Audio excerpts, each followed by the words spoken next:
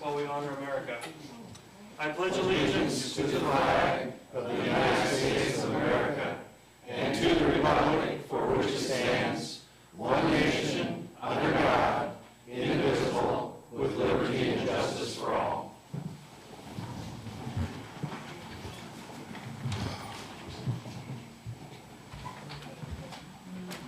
Kathy will now call the roll.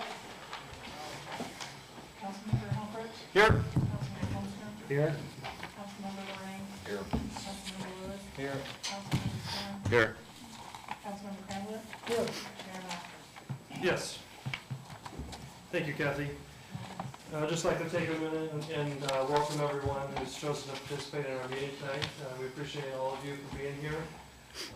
You are an important part of our decision-making process, and so it's good to have you here. I do want to clarify that during this council meeting, we will provide everyone who'd like to an opportunity to speak. If you do plan on addressing the council, you need to do that by signing up on our clipboard here and indicating whether you'd like to address the council on an agenda item or a non-agenda item.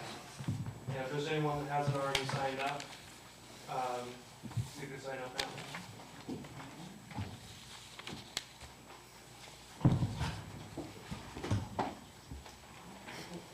While he's signing in there, I do want to just remind everyone that for each action item, we'll have an opportunity for people to speak.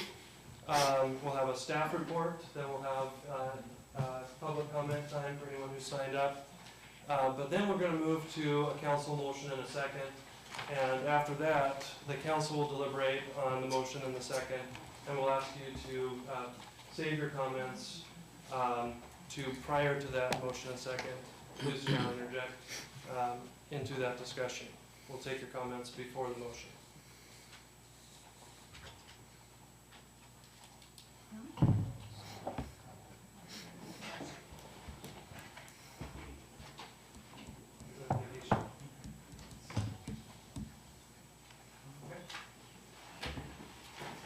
Anyone else? Okay. We'll move now to our next item on our agenda, which is additions or amendments to the agenda. Paul is the custodian of our agenda.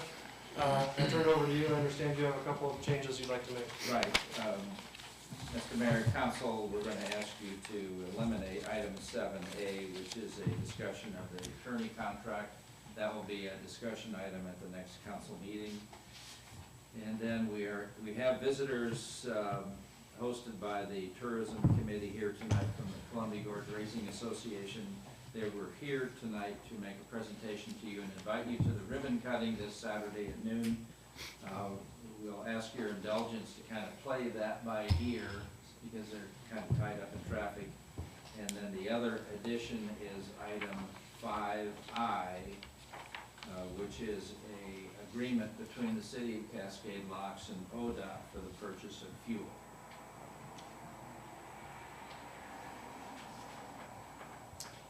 Thank you, Paul. I'll turn now to council members who have suggestions for changes or additions to the agenda.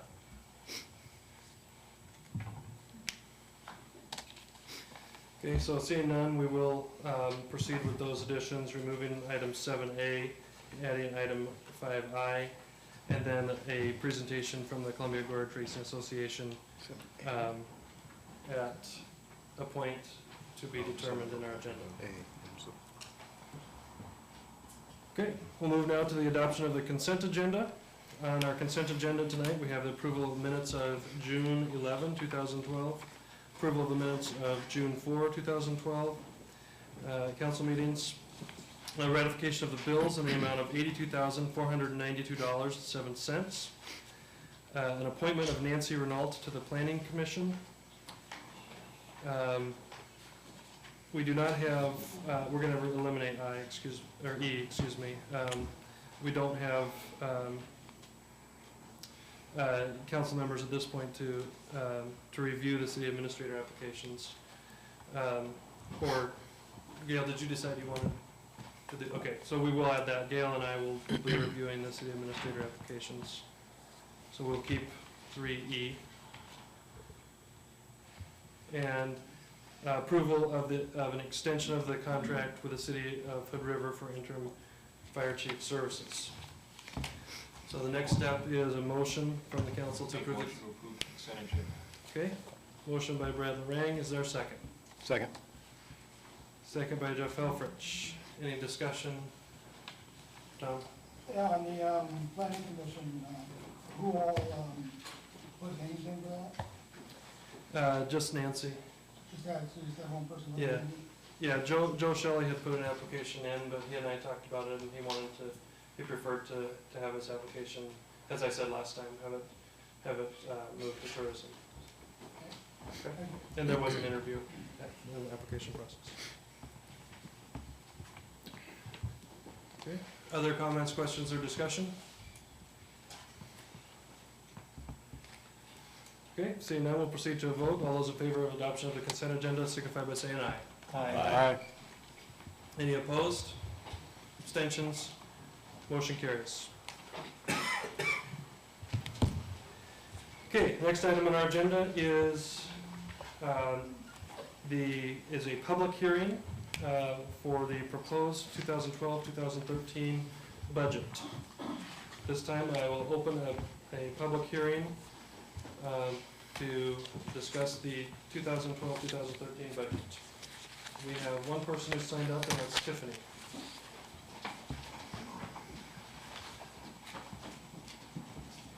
Thank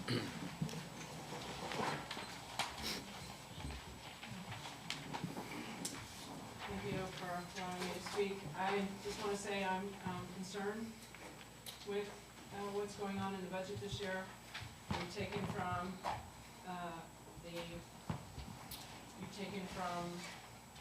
the museum and from the courts meeting this past week, they are not going to continue that on. So as of the 1st of July, you guys will be closing down the museum because you have no money set aside in this budget for that. You have taken away money from the kids of Cascade Blocks, and you have basically plumaged and pillaged every possible way to raise an enormous amount of money for the fire department. And it's going to be great. We're going to have the greatest fire department in the county, but you're going to have 4-wheel drives to be able to get anywhere because we're not going to have roads. We're not going to have any water. Our infrastructure is failing. You've set aside nothing for any of that. And it's just all very, very concerning and very haphazard.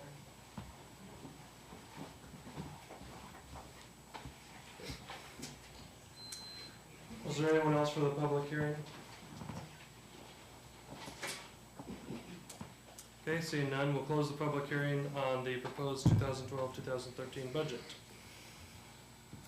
And we'll turn to our action items on our agenda for this evening. The first one will be to accept the petition and set hearing dates for vacation of unused portion of Haslow Street. We'll have a staff report first, and then a couple people have signed up to speak to that.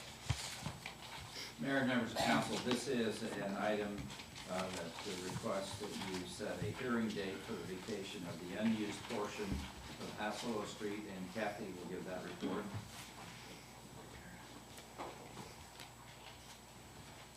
Mr. Mayor, Council, just to let you know, the staff have all met and discussed the issue. We also met with the planner and had his take on the deal.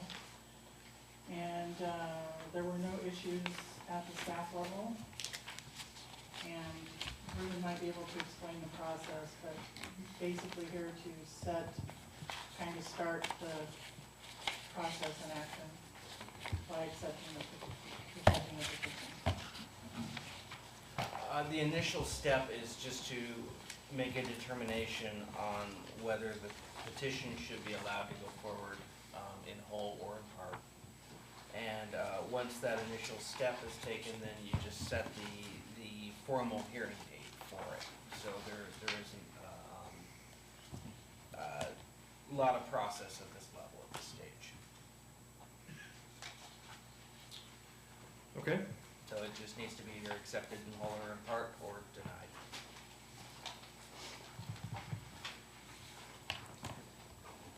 all right then, we'll move now to our comment time, and we have Rob Rostock set to speak for this item.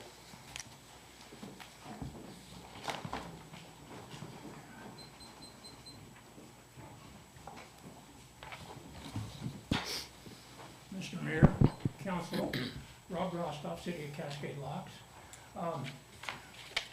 I wanted to discuss a little bit the vacation of that property. That property for years has been a right-of-way for people going down into the park, down to the beach. That's been an ongoing thing for ever since I've been here, and maybe longer. And I've used it myself. In addition, that's been a right-of-way to a sewer line that's down there. That's given the city access down to that line. And also, I have a concern about the fire down there. That's a way for the fire crew to get into that area in case there is another fire down there.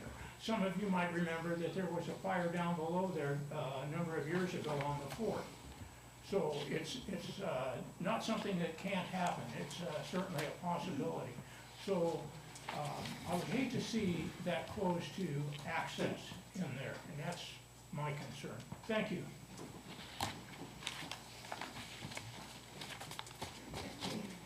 Okay, and Michael Coe?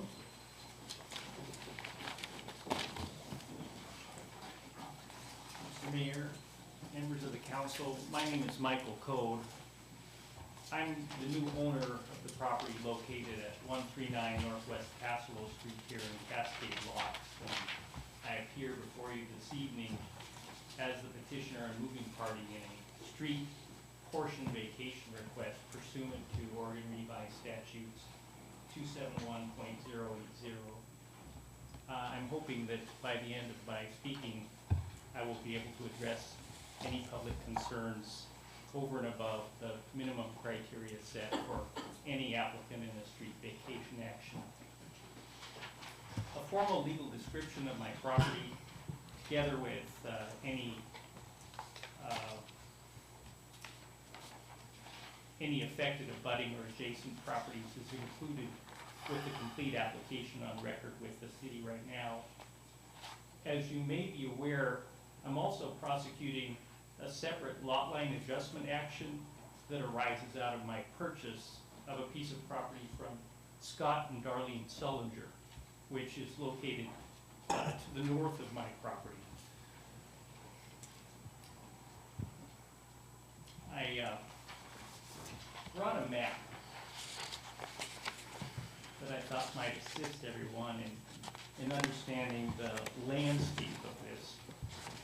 These areas in blue represent current private property ownership in the area of the street vacation. The highlighted area is the street vacation that we are requesting. So, notwithstanding the fact that people have been crossing this property and continue to do so, they're crossing private property as well as use of the existing portion or unused portion of Northwest Haslow Street. There, as the other speaker mentioned, are utilities easements both on the portion of the property that I'm purchasing from the Sullingers, as well as the unused portion of Northwest Haslow Street. By virtue of those easements, no building, no fencing, no obstruction could ever be erected across any portion of this property, whether it was in private or public hands, because access would have to be maintained for maintenance of those easements. And the only plans I have for the property are to maintain it so that it doesn't become overgrown with 10-foot high blackberry bushes and other living debris. This is actually a photograph of the house, and you can see it's just kind of a derelict field that sets adjacent to my property. I hope to change that by leveling and keeping the grass cut on it at some point.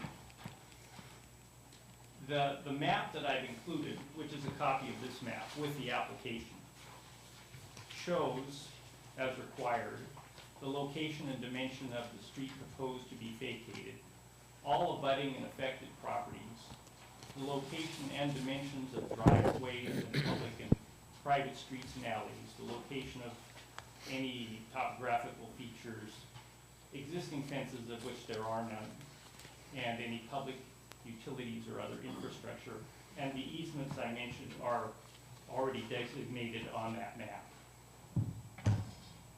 The purpose of the vacated ground is basically to augment the existing lots that abut this portion of Northwest Hassel. In my case, when I purchased my property, I was aware of two encroachments. The first encroachment had to do with the northern 5 inches of the house that has sat on this property since 1942. Mr. Sullinger's property receives that 5 inches of the house. So had I purchased this property without negotiating with Mr. Sullinger and his wife, the first thing that he would have asked is that I remove a portion of my house, which would have been the northern wall. The other problem that came to light and that was revealed was that the garage, once again, in existence since 1942, a 70-year-old structure, was sitting 3.5 feet out into the public right-of-way. So,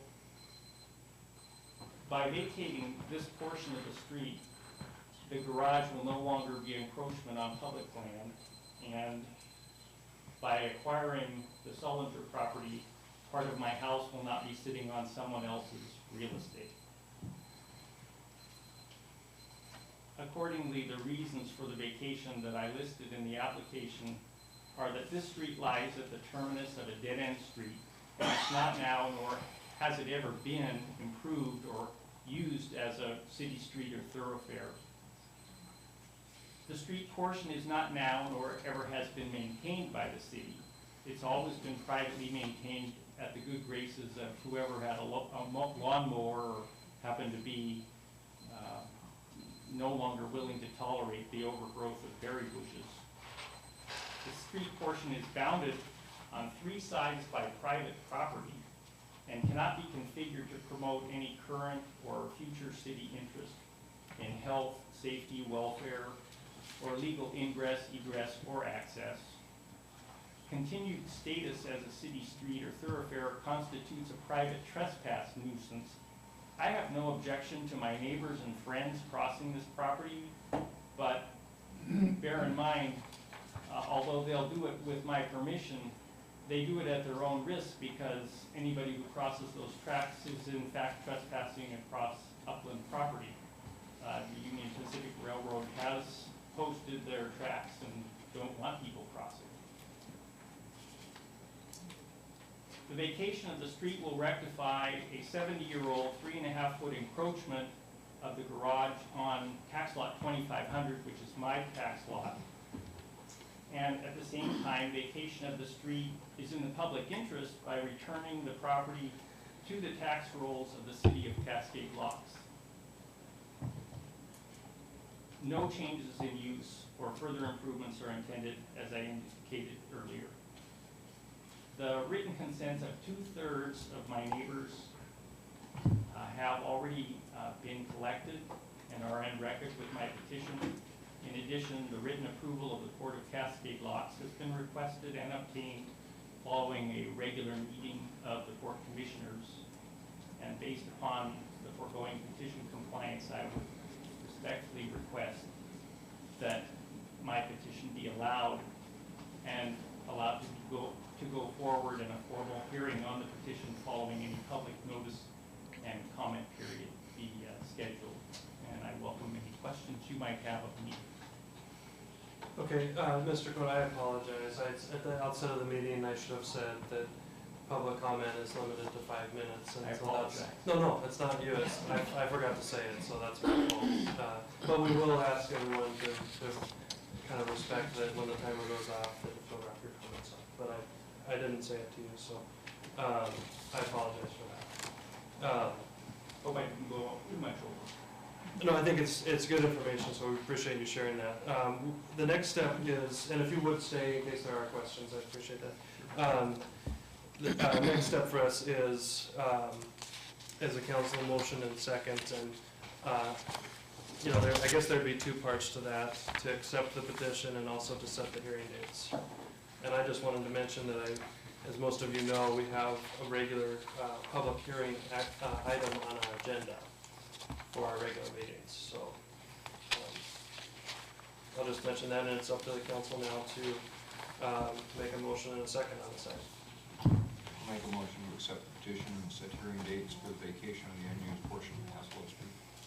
Okay, so we've got a motion from Brad Lorraine. Is there a second? Second. Okay, second from Mark. Okay, council questions, comments, or discussion? Gail? Just to clarify what may be the obvious, but we're not really making any decision here other than allowing the hearing to occur and let those that either support or oppose it make their comments at that time, correct? I guess I would turn to Ruben just to clarify that process, because you started to speak to it during your report. Correct, you're only deciding whether you want to accept or deny the petition at this point, and then if you accept, then you go further to the next process. Okay. The only other question I have, you mentioned that 2/3 of your neighbors approved it. Yes, sir. Does that mean that 1/3 didn't? That means that 1/3 weren't passed. Okay. Once I achieved the 2/3, I submitted the application. Okay, all right, thank you. The 2/3 is required by statute to have that Oh, okay. amount. And this comes to city council rather than planning commission first, or how's that process work? Correct, it goes to the council first, and then after the hearing date, if it's deemed appropriate, it goes to the planning commission. Then it's referred to them, is that? At this point, it's just a council decision on whether to accept it in whole or in part.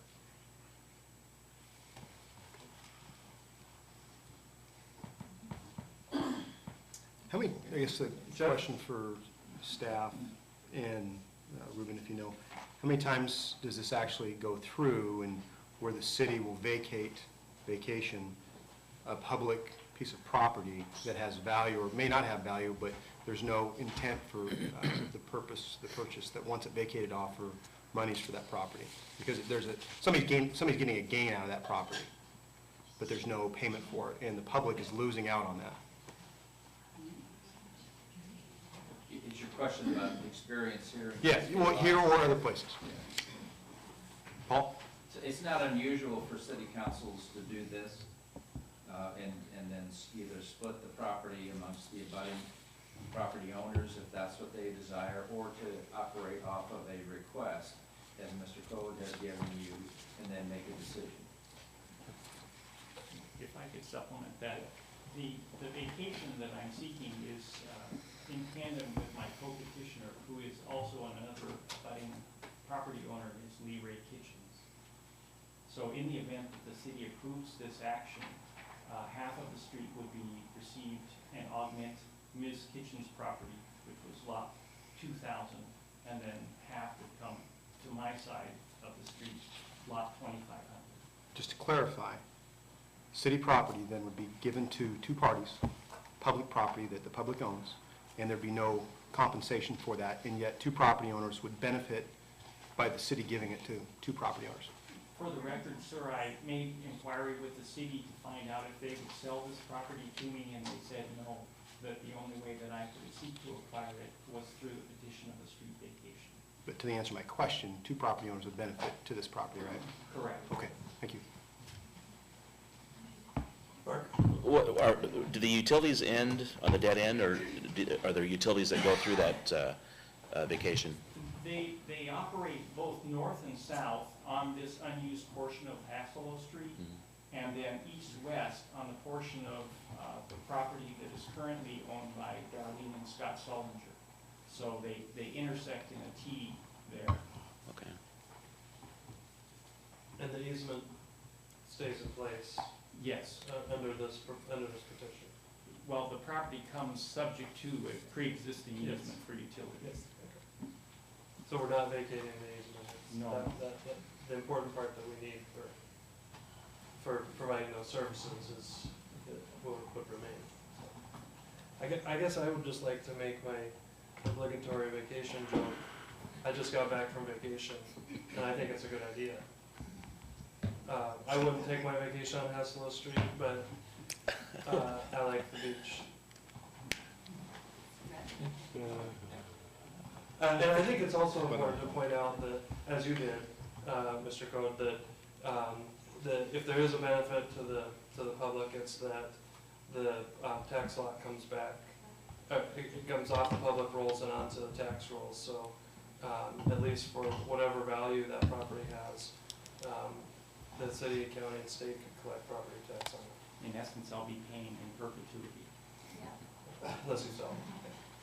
Oh, so there will be a survey and a formal lot line adjustment made reflecting the vacation of the properties and the change in the lot lines, or both? Yes, sir. Both That the kitchens and actually your was property? included with my original submission, and then, of course, this reflects a survey, so. Great. Okay, Brad, refresh my memory, did you set a date in your motion? I did not. Okay. Would you be interested in amending your motion to include a? Well, I date? did say setting a hearing date, but I did not specify a hearing date because that's Mr.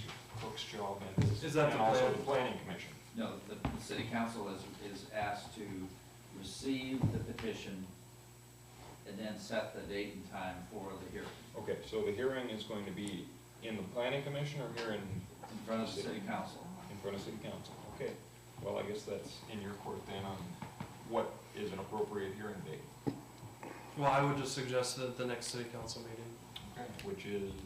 we have a date on that. July 9. July 9th. Okay. So is that, okay.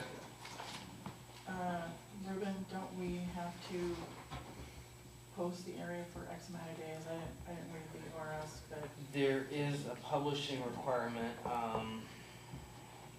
it's, I have to post the area for, I think it's 14 days or 7 days. I would suggest just to allow plenty of time. So July to set this 23rd? out, quite a ways. 30 days. Yeah. Yeah, 30 days, wait 30 days. So what is our So that makes it the council meeting? second Monday in August. 20 August. 13? 13th? I believe the publishing requirement is 2 successive weeks. So let me just clarify then, Ruben. Would July 23rd meet that requirement? Is that a calendar right in front of me? It's right behind you. Almost a month. That should. Sure, okay. Okay. So did you want to amend Make a that? motion then to amend my motion to accept the petition and set a hearing date for July 23rd council meeting. Okay with that, Mark? As the second? Yeah, yeah.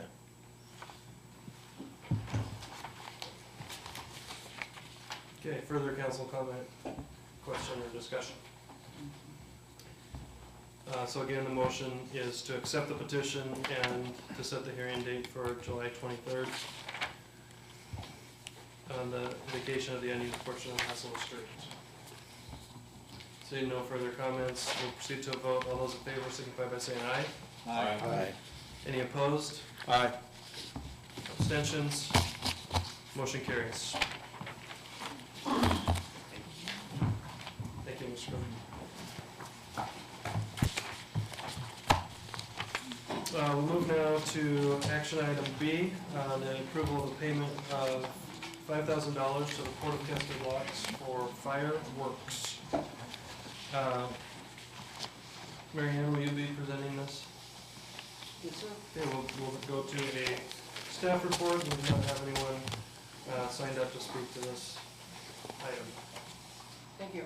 Mayor and City Council, I have presented to you a bill for the $5,000 for the fireworks for this upcoming 4th of July. We've done this for many, many years. I'm asking you to approve this again. I did add a little bit more information to this. The total cost of the fireworks for this year is $12,500. Last year was $10,000, so they are increasing the cost of the fireworks is increasing. I do not know if they've added more shells or whatever, but that is something that is probably still going up. That's it, okay. The next step is for council, to have a council motion and second to approve this expenditure. Mark? Make a motion to donate $5,000 for the fireworks. Okay, motion been made by Mark. Is there a second? Second.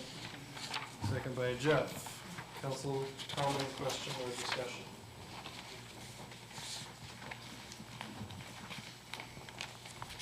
Okay. I just wanted to mention that we appreciate yet another partnership with the port. It appears as if the port is increasing the amount that they're paying, and I think, as I said at budget committee hearing, I'd like to see us increase our contribution as well, and I think we have the capacity to do that, given the budget that's been proposed. But again, it's something that does bring a lot of people to town. May or may not impact businesses if it's just something where people come for the night and then go home, but it does bring a lot of people to town and makes people aware of what we have to offer.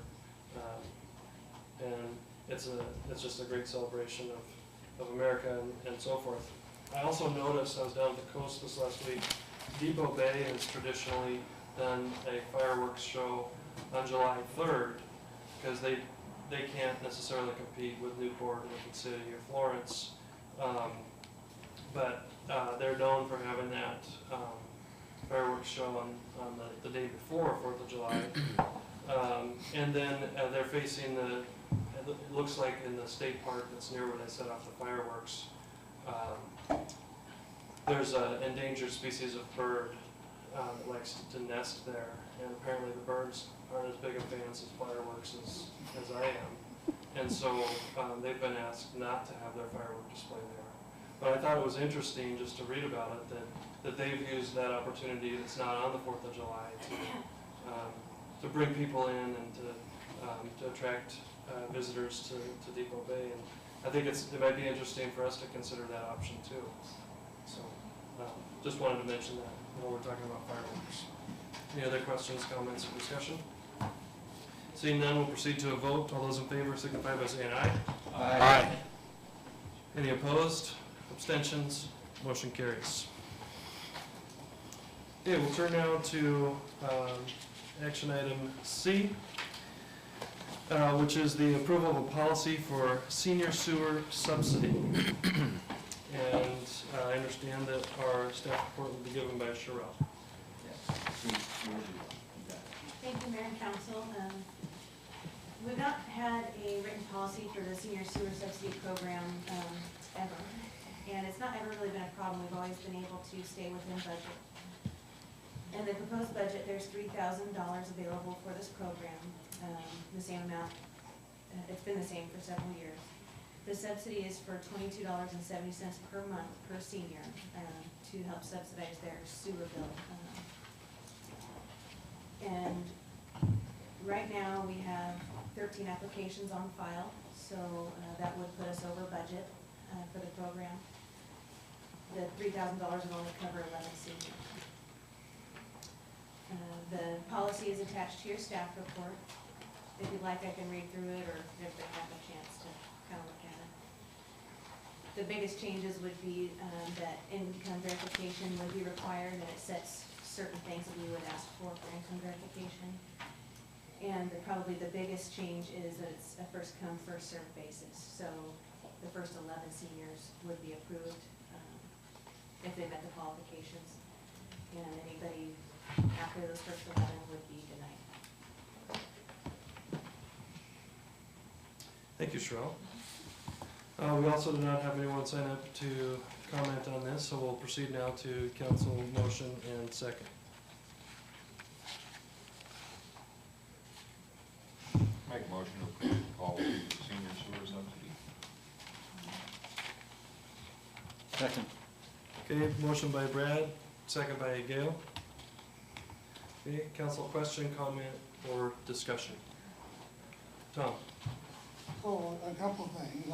Obviously, we're getting more people that seniors are gonna have a harder time paying bills.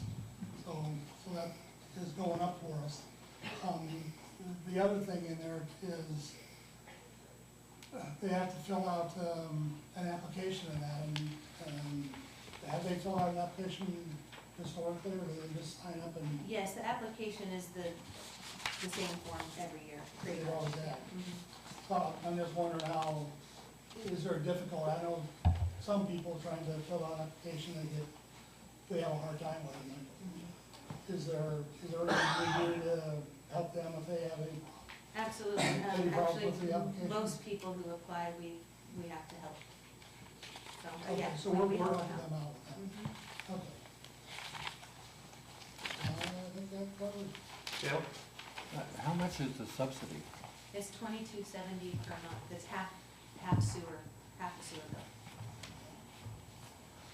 Okay. Mark? What did you say, how many, 11 seniors, but how many applied? I mean, what's the total? I know 11. Right now, we have 13 applicants, and 13. we still have the remainder of the week to receive applications. The deadline is July 1st. Okay.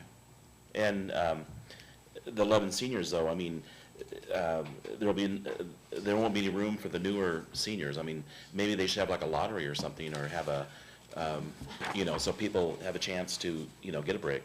In the policy that's attached, it includes every applicant, even existing folks, have to reapply. Okay. So, I mean, it's with the first come, first served. Some of the people who've been getting it for years may not get it if they don't get their application on time with this policy. Randy? Cheryl, where's the income limits that you have on the form? What's the source of that? I get it from Mid-Columbia Community Action Council, and it's the 60% of state median is what they use.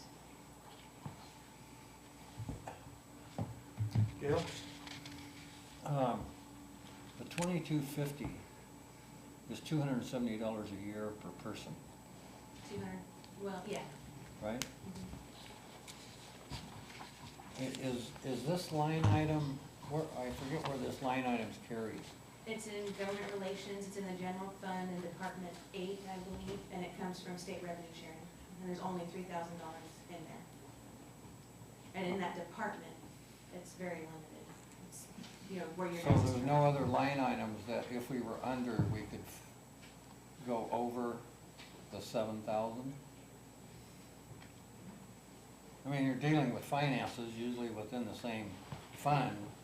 That is correct, you are dealing with the same finances in the fund, but that limits council to travel training and limits our community support programs. Okay, So yes. I understand that's it's to correct. take away from something, but, if we were two people short and it was a $1,000 problem, I mean, that's something the city administrator can make a decision on, right? If you provide me with that authority. Well, I mean, you have the authority to spend money out of one line item to help another anyway, right? We do that only if something has come up that is unexpected. We budgeted for 11 Yeah, people. right. And it was unexpected to get 13. Well, yes, but I had brought it before Budget Committee saying that there was a possibility. Yeah, right. Okay, I don't want to run it It's around, I'm just whatever saying, it council seems budget. like there may be some flexibility to accommodate a couple more based upon the city administrator being creative. Can I ask a question, Paul? Do you feel like we have given you that authority with your spending limit, or do you feel like with this policy we'd be taking that authority away? I would suggest you either grant it under this policy. Don't take it as an across the board. This is a specific Okay. policy approach, and I would suggest that you limit whatever authority you grant me within the confines of this policy. Well, I don't know what the wording would be, but I would like to see that authority vested in the city administrator. But it's up to Let me see if I can help you out. And how about,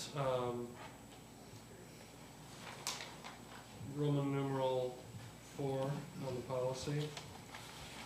It could say,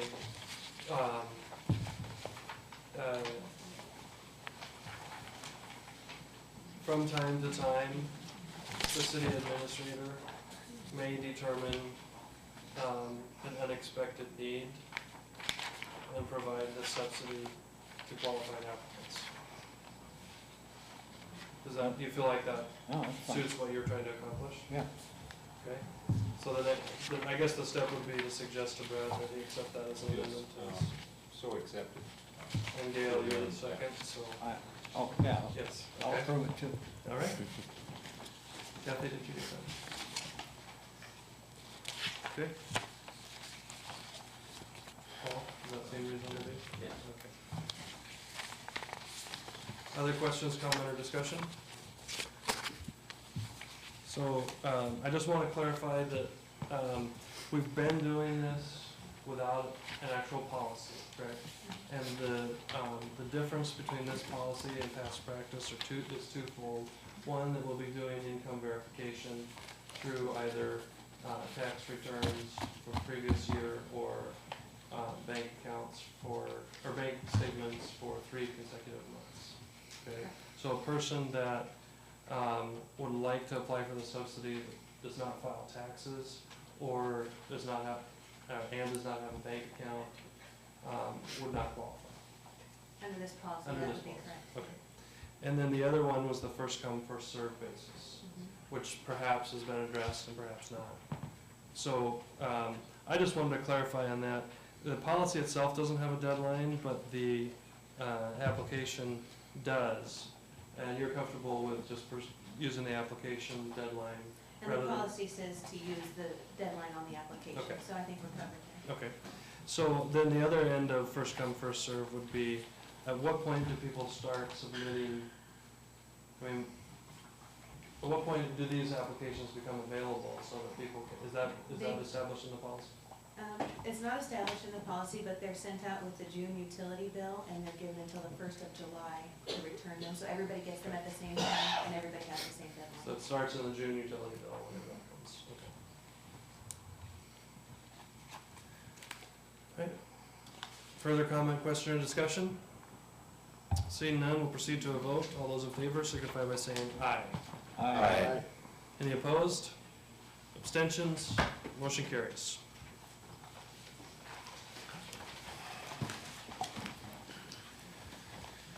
We'll turn now to action item D. Mr. Mayor, the CPRA should go out in the hall. Okay, thank you. Okay. Yeah, we'll finish up with item D, and then we'll take a break and move to our presentation. So item D is approval of ordinance 417 regarding the customer utility deposit. Sherelle, I understand you'll be doing this staff report as well. Yes, thank you, Mayor. We came to you a couple weeks ago, or probably more like a month ago now, because there was concern raised on the amount of the utility deposit and the fact that it's a lot of money to come up with upfront for a lot of folks. And we just wanted to change the ordinance to kind of fit our practice a little more. And what I've done is add language to the existing ordinance 409 to say that the city administrator or designated representative may from time to time make payment arrangements for the deposit using guidelines for payment arrangements outlined in section 3, subsection N and M of this ordinance. Now, some of the criteria for payment arrangements is the decision would be based on the city's needs, the customer's past payment record and probable ability to meet payment schedule in light of circumstances, and the size of the bill and length of time outstanding. So what we would do is just, really on very special circumstances, grant payment arrangements to folks, like with the senior housing, we did payment arrangements for all the seniors up there that couldn't come up with the money right up front. But we would just do it on very special circumstances like that. And I believe the language of the ordinance 417 does provide for that.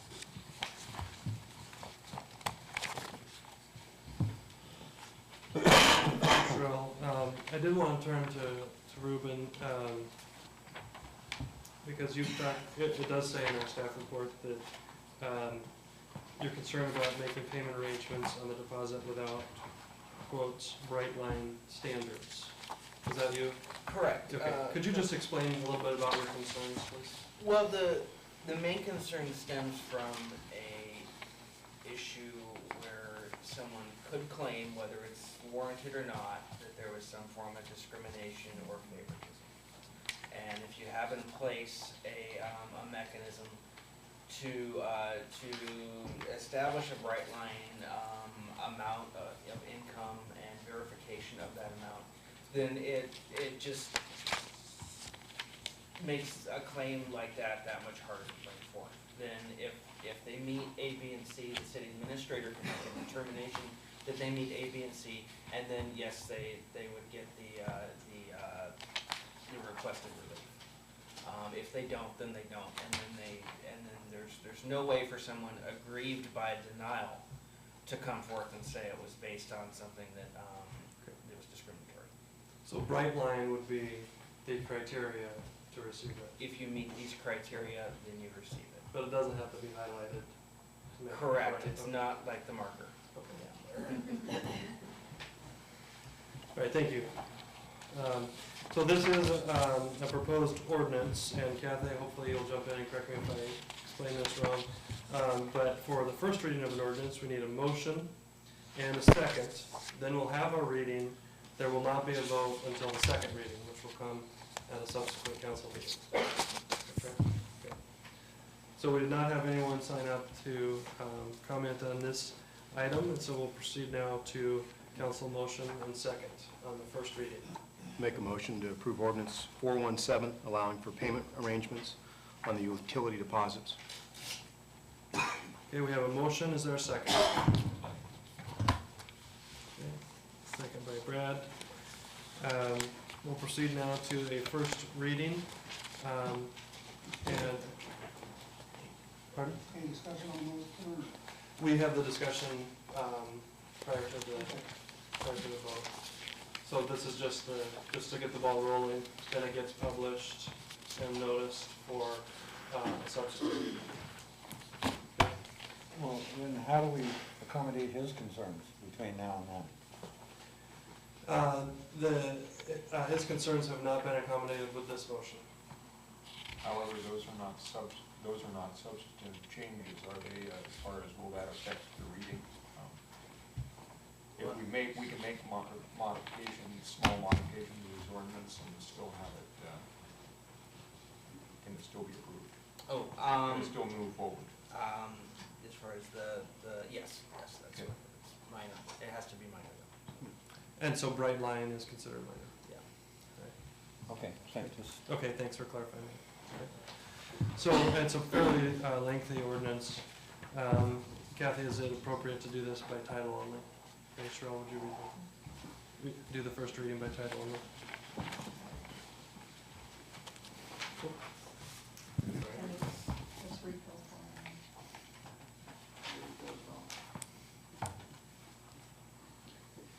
Ordinance 417 is an ordinance relating to the municipal light and power system, regulating the use, sale, and prices of electric current, defining security deposits and offenses, repealing ordinance number 409.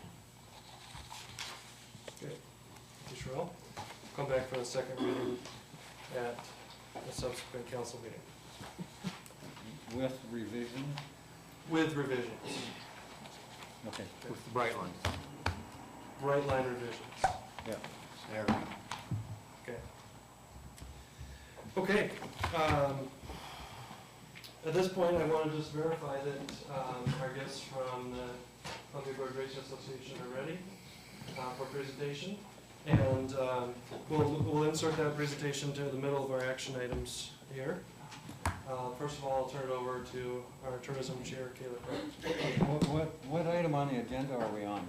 If you remember at the beginning, we amended the agenda to include a presentation from the Columbia Gorge Racing Association, and they were caught up in traffic.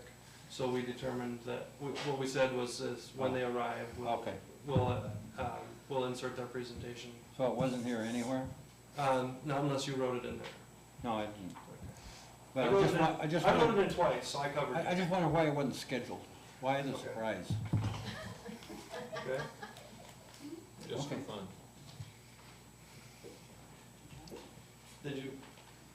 Can you wait on the answer for that? I think, yeah. Okay. Thank you, everyone. Hi, Kayla Karen, Chairman of the Tourism Committee.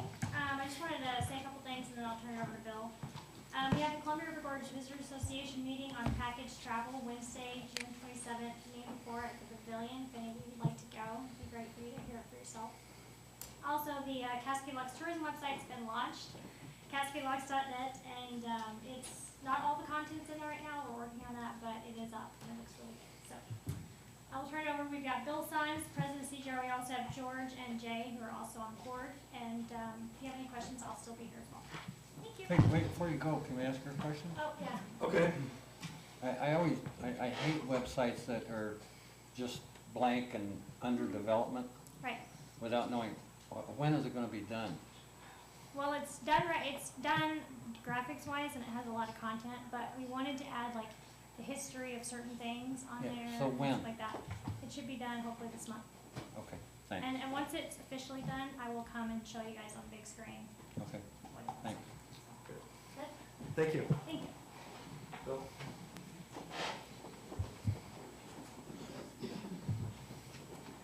Well, thank you for making some time for us. It looks like you got a lot of busy business tonight, and we'll make a very quick presentation and move on. It's been a long time since I've been to the council, and there's a lot of new faces. We just wanted to make sure that everybody was familiar with who we are and what we're doing, and talk a little bit about the season that we have planned this year, and maybe a little bit about our vision for the future of sailing in Cascade Locks. We're the guys that clog up the beach on weekends down there with sailboats. Some people who aren't familiar with the sailboat racing may look at that as a nuisance, but I'd like to explain that we've been doing this now since 1996. We've sponsored about 75 major sailing competitions in the gorge. We work with competitive sailboat classes to bring their events here to Cascade Locks. Cascade Locks in the last 15 years have become one of the most popular sailing venues in the world. Truly blessed with reliable wind, beautiful scenery, warm water in the summer, and so it's become a very coveted destination for these events. This summer, we have two of the biggest events we've ever held. One is the Laser North Americans, which is July 19th through 22nd, and we already have 107 entries signed up for that. That could go as high as 120 or 30. It is the Laser is the Olympic single-handed dinghy class for men and women. So it's very competitive, very important worldwide. It's the biggest single-handed sailing class in the world. And people will be coming from all over the world to this regatta. So we're very excited about that. That's 4 days in July. Then in August 14th through 18th, we have the U.S. Youth Sailing Championships. And this is the pinnacle sailing event for youngsters ages 14 to 19 in the U.S. And that will bring about 150 kids and their boats to the marine park. We'll be putting them up for a week and holding the sailing races out here. So very big, prestigious events. And believe me, Cascade Lodge is on the sailing map. People from all over the world know about this place and want to come sail here. I think looking forward, the Columbia Gorge Racing Association has a vision for Cascade Locks as potentially one of the most prominent sailing venues in the world. It really has the natural resources and the assets that are required for that. What we lack is the infrastructure. Right now, we're a little bit out of the way. We don't have a lot of facilities. We launch off the beach at the marine park, keep the boats in the parking lot, and as you know, there's some conflict in the usage of the beach. But people still want to come here to sail, and we believe that this could be one of the premier destinations for competition sailing and training in the world. We have people come here to train for Olympic campaigns. We have major regattas like the ones I just described.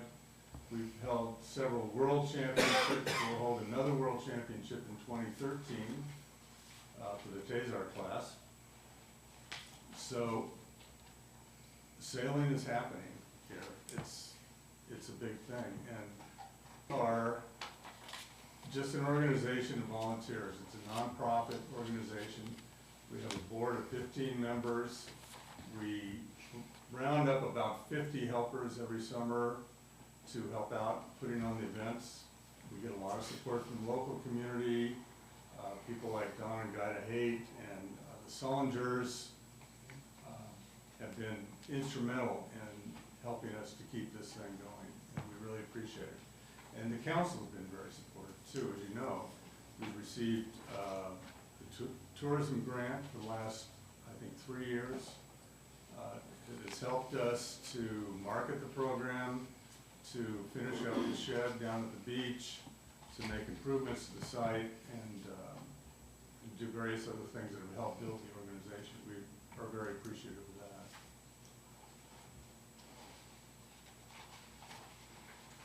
We've produced a magazine this year, which Kayla, have they seen the magazine? They have, if you'd like another one, I have another one as well. Kayla Karen produced a very beautiful, glossy magazine that gives a lot of background on the organization, the history, the way we're set up, our fundraising efforts and needs. Our schedule for the year is all in the magazine, and also on the handout that I gave you today. We have a sailing school that we run for local kids during the week down here Monday through Thursday. We have community sailing on Thursday nights, which is open to anybody that wants to come down and find a sailboat. And we have events scheduled pretty much every weekend from the first part of July until Labor Day. So it's going to be a very busy summer down at the beach. On the handout I gave you on the event schedule, the estimated attendance is in the right-hand column. As you can see, we are estimating that close to 1,000 people are going to visit Cascade Locks this year to sail. And these are just the people that participate. It doesn't count their wives and families and coaches and various other people that come along. So we think it's having an important impact on the city, on the economy, and you know, I hope you'll take notice of that. We're working very hard to bring tourists to this city. We're working very hard to give them a good experience when they come here, and I think for the most part, people go home glowing. And they're talking about Cascade Locks in Auckland, New Zealand, and Weymouth, England, and places like that. So, you can be proud of this place. Thank you, and, you know, my experience on council, just working with you guys, for a volunteer organization. What you're doing for our community is just phenomenal, and we are very fortunate to have your impact here. And how could we not take notice of the great work you've done to help to promote this as a sailing venue? We really appreciate it. And we're hearing from all over, people that recognize Cascade Locks, and I think a lot of it goes back to your organization. So we want to thank you for all the work you've done, and hopefully, at least in a small part, continue to support you in that work. Thank you. Well, thank you very much. Jeff? Quick question for you. In talking to one of the former employees for the port, they talked about how limited the beach space was and access for the larger sailboats because they have to go under the railroad tracks. And there was discussion at some point in time where Herman Creek Lagoon was at, and then the grand scheme, it's money, it boils down to money. But making that lagoon area where Herman Creek is at, where the old SDS lumber area was at, and breaching one of those walls of dirt berms out there to allow the access back and forth to the river in there, to make that a possibility in getting through that government bureaucracy and red tape, have you had any experience in doing that, or is that just beyond what you've done, and how can we get to that place? Because sailing you said we have the resources, we've got water and we got wind, we got plenty of both. So how do we get to that point in that vision? CGRA today, as I said, is a group of volunteer, mostly sailors. Our expertise is in sailing and in putting on sailing events.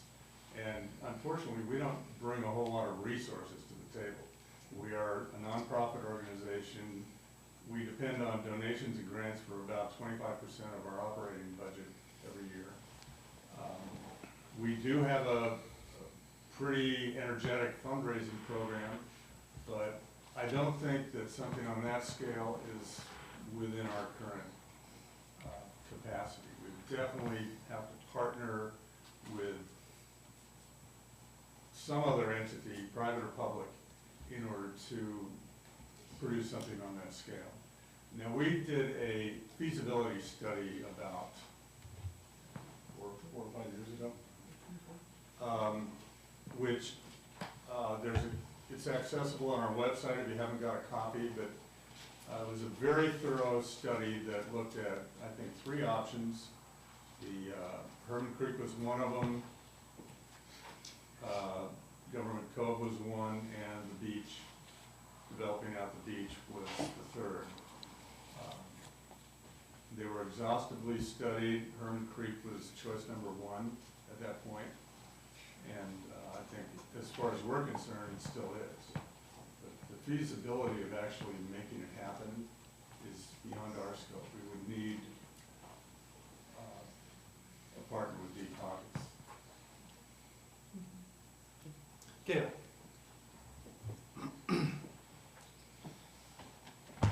Personally, I think Herman Creek is a dumb idea. It's a fishing spot, I get it. Well, I mean, only because you talk about the inconveniences and the conflict that happened down at that beach. You start screwing with the steelhead fishermen, you're gonna have a damn war. And just my opinion, I'd be one of them.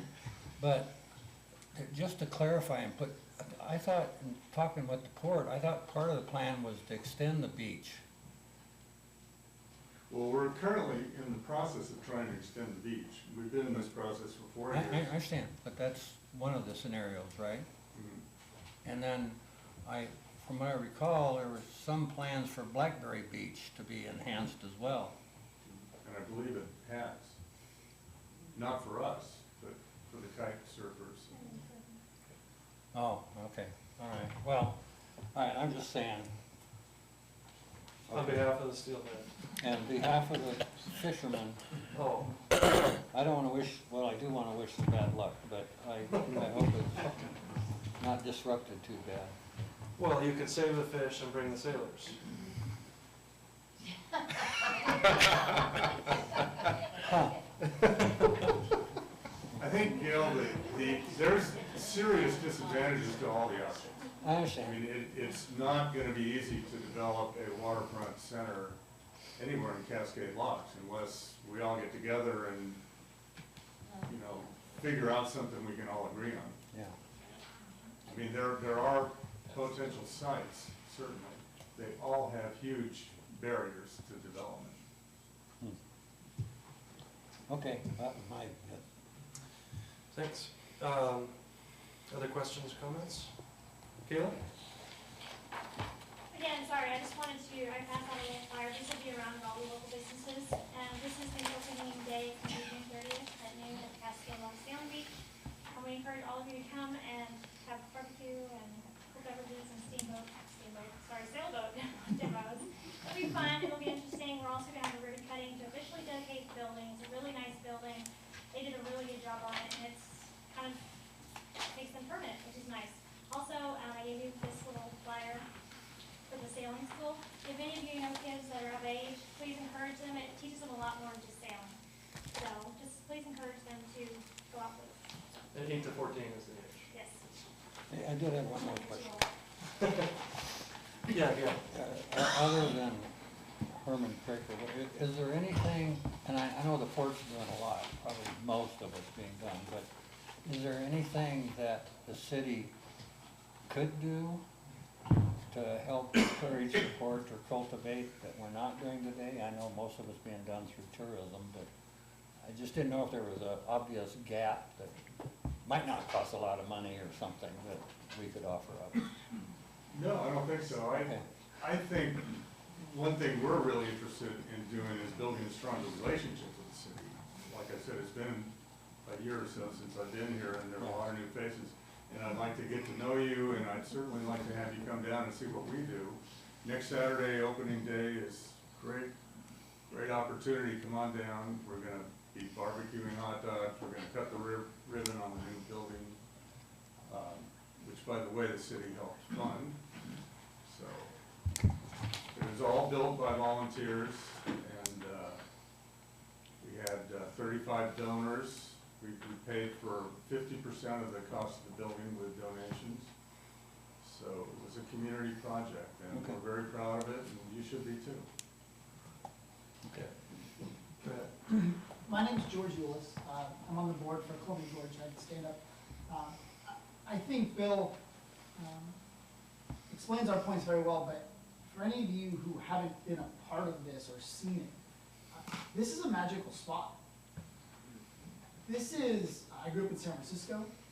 For Mock Worlds, we had sailors from New Zealand, Australia, Switzerland, Belgium. They came here.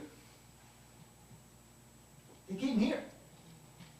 When we have world championships, they don't come to Portland. They come to Cascade Locks. And the board of Columbia Gorge Racing Association, we work tirelessly at this, but they come to this town. And it's such fun for us. The college kids stay at the KOA. We've done that before. I'm staying at some of the local hotels. This is a magical spot, and I hope everyone appreciates that. Of sailing venues in the United States, top 5, period, top 5. In the world, easily top 10.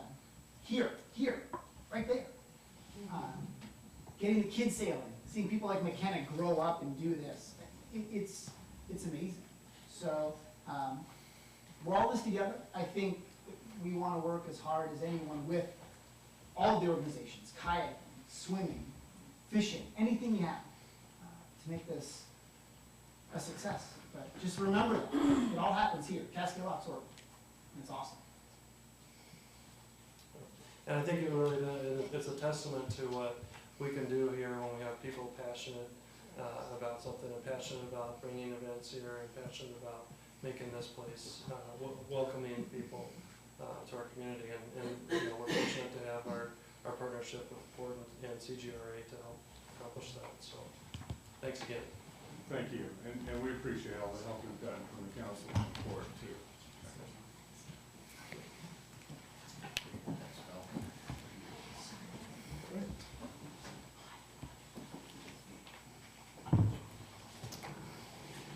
Okay, then, we will turn back to our action items, and correct me if I'm wrong, but we're on item E, the approval of resolution 1241, adopting the municipal corporate budget for 2012-2013, making appropriations, authorizing expenditures, and levying taxes.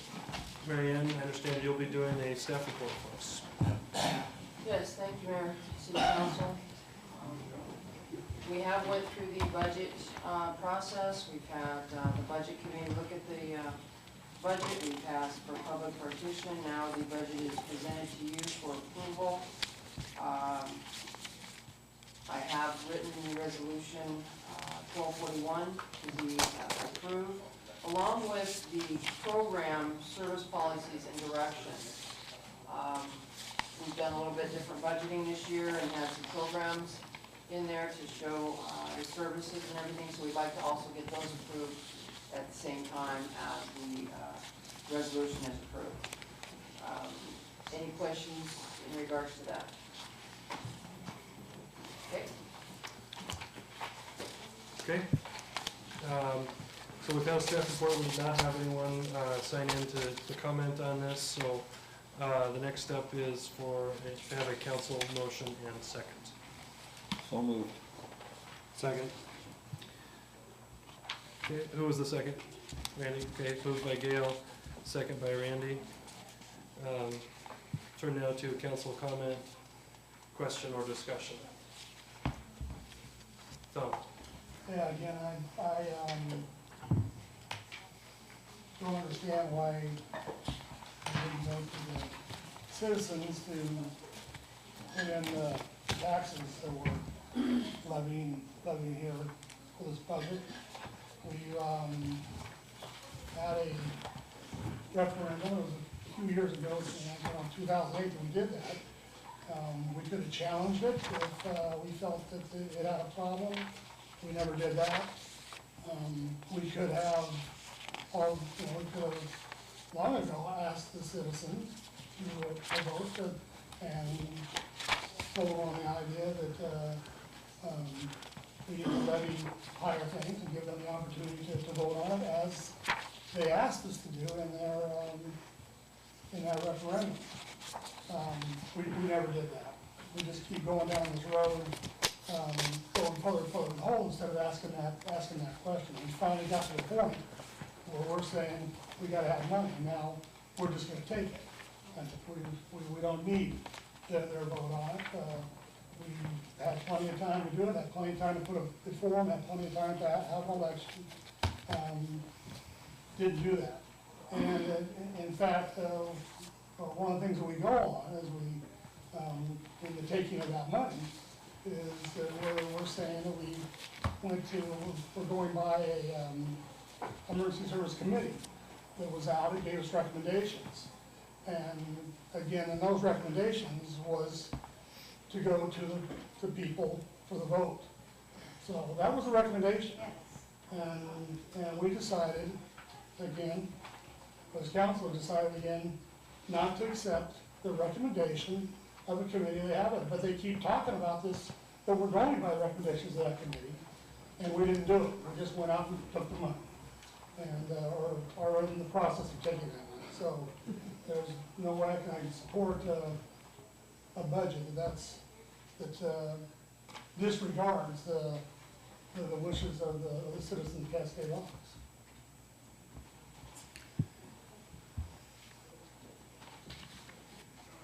Paul, were you going to talk a little bit about the addition of the Parks and Rec program? I can, if you like. Would you please? Yes. Because that was brought up earlier. Yeah, what we included in your action tonight is the program budget sheets that set the objectives and department evaluation criteria, as well as the proposal that came in from staff that outlines the new approach to the recreation program, gearing it more toward preparation for additional donations and payment of services, which begins to lay the groundwork in the Kids Club idea for moving us toward a more professional and effective recreation program in the future. Paul, Yes. could you please discuss the meeting that we had Friday with the director of the Boys and Girls Club and that vision that we've kind of talked about, and to be a part of this Parks and Recreation program, but moreover the Boys and Girls Club, and what that'll bring to our community? Councilman Helfrich and I met with the executive director of the Portland Boys and Girls Club on Friday afternoon, along with the captain, Mike Krebs. Commander Mike Krebs. Yeah, Commander Mike Krebs, who's on the board of the Boys and Girls Club. So what we were able to determine there is what's the process to go through to get a Boys and Girls Club to get started here. And that program operates off of kind of an adoption approach. If we were successful in applying and finding the funding for that, they would adopt Cascade locks, and then they would provide professional services to the kids. And again, we're a long ways from being able to do this, but it comes out of the work of the Downtown Revitalization Steering Committee and the reuse of the school and converting that space into a community center of sorts.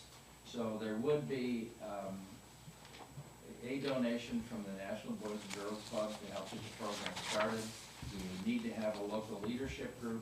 We would need to form some kind of a nonprofit that would eventually hook up with the Boys and Girls Club, and then they would handle the programming for the entire center.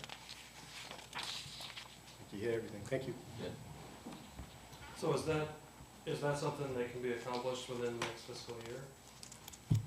I see no reason why it can't. Yeah. Tom? That's another issue that I have with this budget. They ran themselves into a hole to the point where, we can't contribute to our kids. We can't put any money out there for our kids. We gotta go to somebody else to have it. Now, I appreciate the fact that we're looking at the Boys and Girls Club, but frankly, I would have liked that in conjunction with money that we had in our budget. But instead, we've taken that money from them. We've taken the money from our own history, we don't have enough to, say we don't have enough money in the museum. So we've taken money from programs that have been historically important programs for this community. And again, here we are, we're down to, instead of supplementing what we have with the Boys and Girls Club, we're not. We're just gonna totally rely on them to do it, because we've taken their money, taken the money for the kids, taken the money for our own history, and here we are. Jeff? I think through the budget process and what Paul showed, and we talked about that, shows that the city is putting money towards the Boys and Girls, or putting towards the Parks and Recs Club. But what that did is that forced the conversation to say, how important is that for our community? And we had donors step up to do that. And Paul, how much in donations have we? Well, we're anticipating about 16,000. 16,000. In Normally the program design that Karen and Pam came up with. And through the leaders of that program, they're able to do that. Because she said herself was that they're always used to getting the money, now they have to work for it and develop a plan to do that and have a product for that. So I think that in itself caused those things to happen, because there's niceties and there's necessities. And it's really nice that we're able to do a lot of these things, but can we pay for it all the time? And that's why I support that action that Paul came up with in the council before it.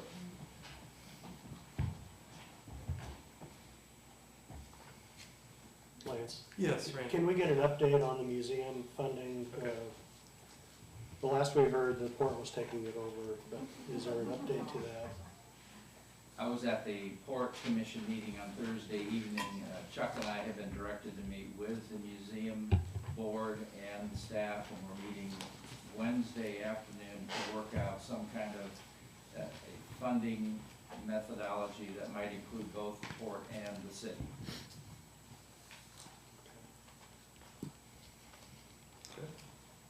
Thank you.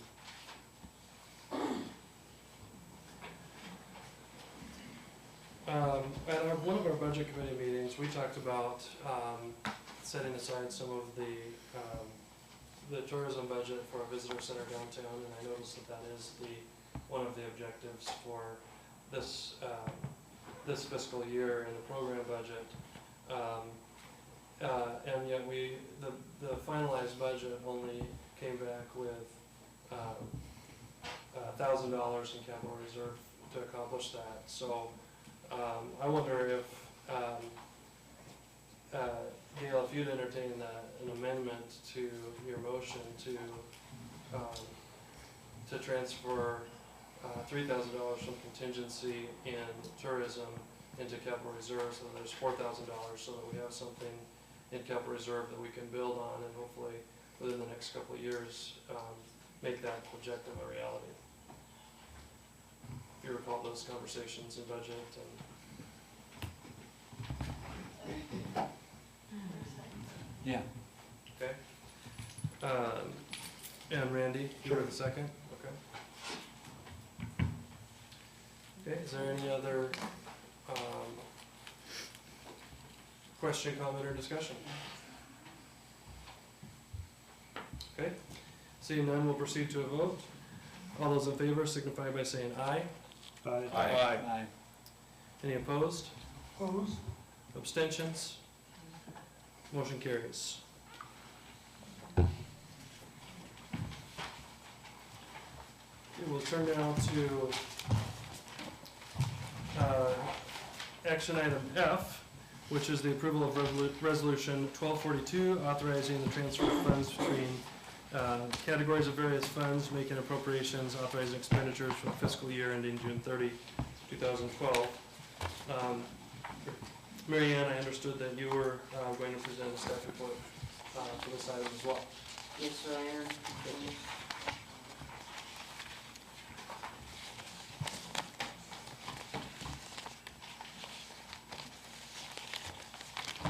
Thank you, Mr. Mayor, Council. This happens every June at this, or every year at this time. I go through the finances and see where our funds have actually went over due to various issues for the fiscal year. And I have provided resolution 1242, which authorizes the transfer and appropriations of those expenditures to bring them in line with, so they're not over budgeting categories.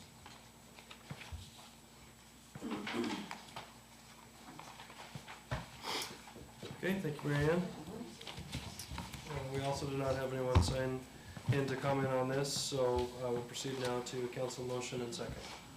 Mark? Approve resolution number 1242, authorizing the transfer of funds between categories of various funds, making appropriations and authorizing expenditures for the fiscal year ending June 30th, 2012, or 2021. Is that 2012? Well, it's all mixed up. Probably 2012. Yeah. I think that's a good idea. Is there a second? Second. Okay. Motion's been made by Mark, second by Brad. Council question, comment, or discussion? Okay, seeing none, we'll proceed to a vote. All those in favor signify by saying aye. Aye. Any opposed? Abstentions? Motion carries. We will turn now to action item G, which is approval of resolution 1243, authorizing interfund loan from the general and portion of the from the general fund and portion of the capital reserve fund in the amount of $45,000 to the emergency services fund for the purpose of bringing the estimated fund balance deficit to zero. Estimated fund balance deficit to zero. Mary Ann, I understood you were 3 in a row. Great, I think I've got 5. Third time's a charm. Okay, thank you, Mayor, City Council. I bring before you a resolution. We currently have a deficit cash. I want to make sure you understand it's cash deficit in the emergency services fund. I am estimating that by the end of this month that we could be $45,000 deficit. I need to transfer funds to cover that deficit. Oregon budget law requires that funds do not have a negative balance. In the past 2 years, that has been written up in our audit report, and I'd like to solve that issue at this time so that it doesn't happen this year. This is an estimated. I'm hoping that my estimate is good and we don't go over, but I don't know. So this is what I'm estimating that we need to make that deficit to zero. Okay, thank you, Mary Ann. We did have one person sign up to speak on this. Tiffany?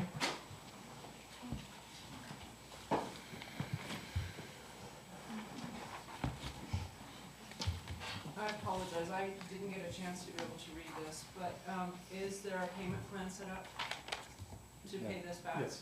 There is. And is there an explanation as to why this department is $45,000 in the hole? Could be the fact that we didn't have a fire chief without ALS capability. Are you asking about our staff report? Department Okay, was Mary shut down Ann, is for there almost an 6 months. explanation as to why? All I can determine is that our billings did not get sent out enough to get our accounts receivable back to give us the cash that we need. That has been happening for the last 2 years. I understand that from Chief Wells that we are current in our billing at this time. However, being current in our billing and receiving the money, we had to have those in very soon, and we'll be receiving the money probably after this current budget year. We're not gonna receive enough to cover the deficit. Does that answer your question? Okay, it does. So, another question, so this is a no-interest loan for $45,000 and scheduled to be repaid in November 2012. So I'm That's assuming correct. that's from the taxes? Property taxes, yes, we'll pay back the money. So is that, in this budget that was just passed, is that reflected in this budget that there's gonna be $45,000 less income for this year because it's being taken out in the future? The loan is in the budget, this upcoming new budget year, yes, as to pay back. That is correct. Right. And where is the money gonna be taken from?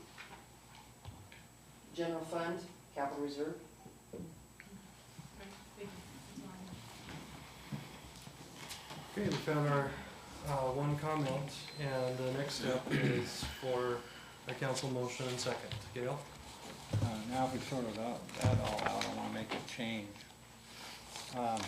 I'd like to make a motion to approve resolution 1241, adopting the municipal corporate budget with charges to the emergency services fund, adding $12,000 to the beginning balance, and increasing the interfund loan repayment to $57,000 for the 2012-2013, and making appropriations and authorizing expenditures and levying taxes.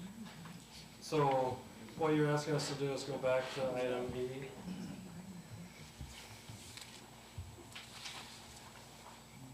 That's what we're talking about, isn't it? Well, we're on G right now, we're past E. Oh, I'm sorry. Okay, forget. So Did I miss something? you did miss that one, yeah. So do you want us to go back to that then? Well, I'm sorry.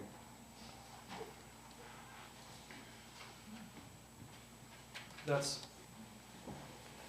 if you're talking about a change in this item, it has to be reflected in item, Which is the 45,000. right, that would be item G. Okay. So if we change this item, we will go back and change I see. our resolution 41. Oh, I didn't, okay. So, I do want to change G. G, okay, so do you have a motion on G? That's just what I said. Okay, I don't believe you did. I believe you said, resolution 1241. G is resolution Okay. 1243. Okay, sorry. For G, Okay, I want to make a motion to approve resolution authorizing an interfund loan from the general portion of the capital reserve emergency fund and changing the amount of the loan from 50 to 57,000. so it's the same, it's the same as the existing resolution, but changing the amount to 57. Is there a Correct. second? Second. Okay. All right, the motion's been made by Gail, second by Mark. Open it up to council, question, comment, or discussion. Gail? I'll explain part of that rationalization. One is, given the experience of the last 30 days, I think it's critical that we start this fiscal year with a beginning balance.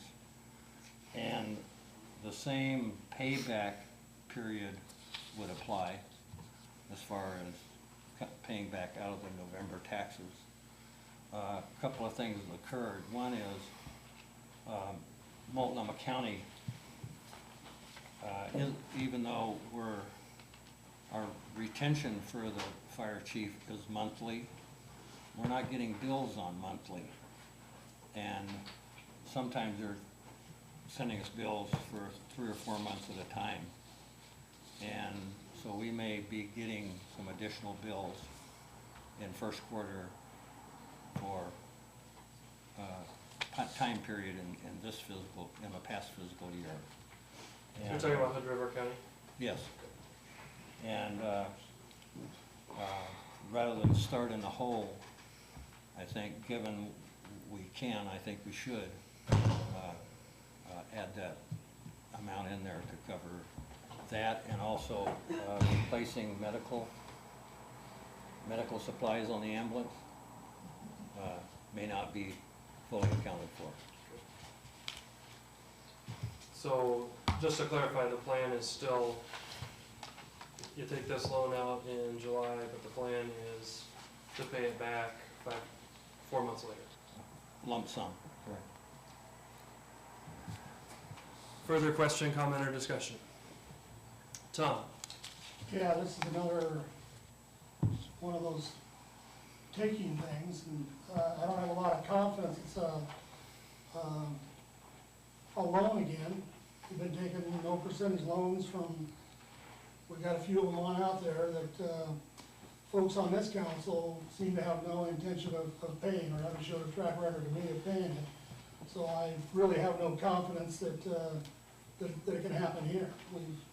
We've got loans out there that we feel we don't have to pay, and it looks like to me we're just tacking on another one and even growing it, so we don't have to pay it. This resolution that came out this year, I don't believe I saw a resolution last year when we went in the hole. That's part of my issues too, is we're not holding our feet to the fire on how we're managing things. We don't know about it until budget time or way down the road. That we've been taking money out of an account and putting it over another account. And I'm not aware of, unless there was a resolution last year, I'm not aware of one. No, I indicated on my staff report for the last 2 years I have missed that, and I've tried to clean that up this year so that we don't get an audit hit, and this is the purpose of this resolution. And I appreciate that. That's the direction, that is the direction I want to start heading, but I still have no confidence that this board has any intention of paying this back, just from past history of people on this board. So that's where I'm at. Marianne, could you clarify, do we have loans outstanding that we don't pay back? No, I'm currently doing the payment process as set up by the previous council to make monthly payments on both of the loans, and have been. But there's other loans out there besides just two. There's no other loans out there? There's no OIB loan? I have OIB loans, but I'm making payments on them. Right, that's what I'm asking. Is there a loan out there that we're paying on, or that we should be paying on that we're not paying? No, Okay. no, sir. So among all the, the over $1 million in debt, we are paying all of it back? Yes. Okay, Jeff?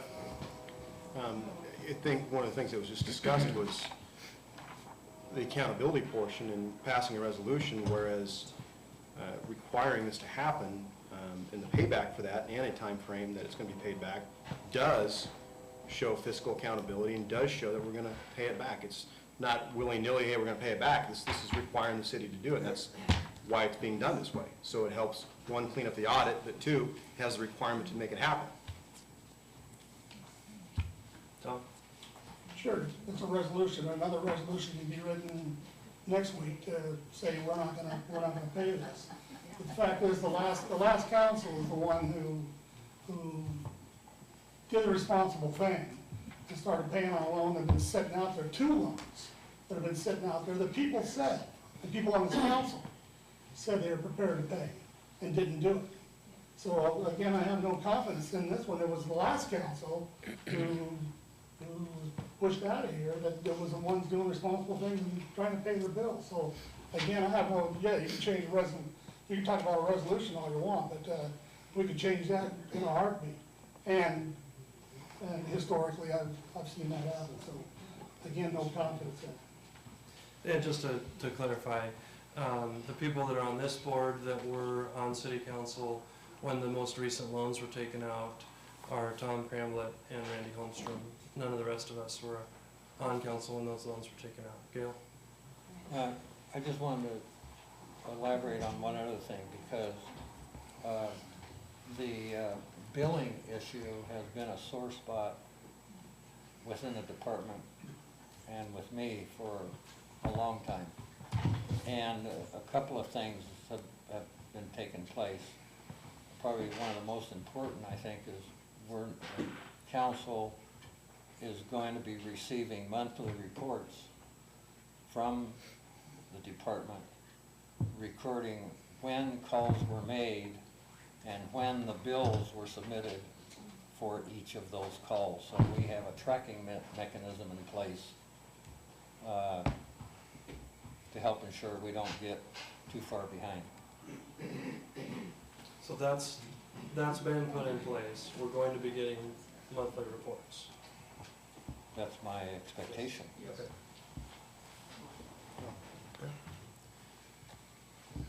Other questions or comments?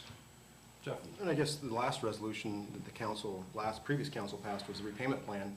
That hasn't been changed, and we're continuing to pay on that loan. So there's no track record or history of us not doing that. That continues to be done. So. Yeah, I think it's worth repeating that we have been paying all the loans, payments on all the loans the city has, so. Mary Ann, can I just ask you a question about this? Gail kind of brought it up earlier, about changing resolution 1241 that we just passed. Would this require a change in 1241? Yes, it requires an update into the budget to be able to put in the 57,000 instead of 45, and to add a $12,000 beginning balance. Okay, So so it requires change. is that something that can be done through this motion if Gail were to accept an amendment, or to add an amendment to his motion, that the change would also be made to the budget, or are we gonna have to go back and revote on resolution 1241 should this pass? I'm going to defer to our attorney because I am not 100% sure of what needs to be done. Yes, I would take that as a material change, and you'd have to go back and revote. All right. So, any more question, comment, or discussion? Seeing none, we'll proceed to a vote. All those in favor signify by saying aye. Aye. Aye. Any opposed? Opposed? Abstentions? Motion carries. Okay, since we've changed, since this is a material change, I think it's important that we go back and reassess 1241 before we move on our agenda. Is there anyone that would have a motion to that effect? Yeah. Gail? You got it right this time.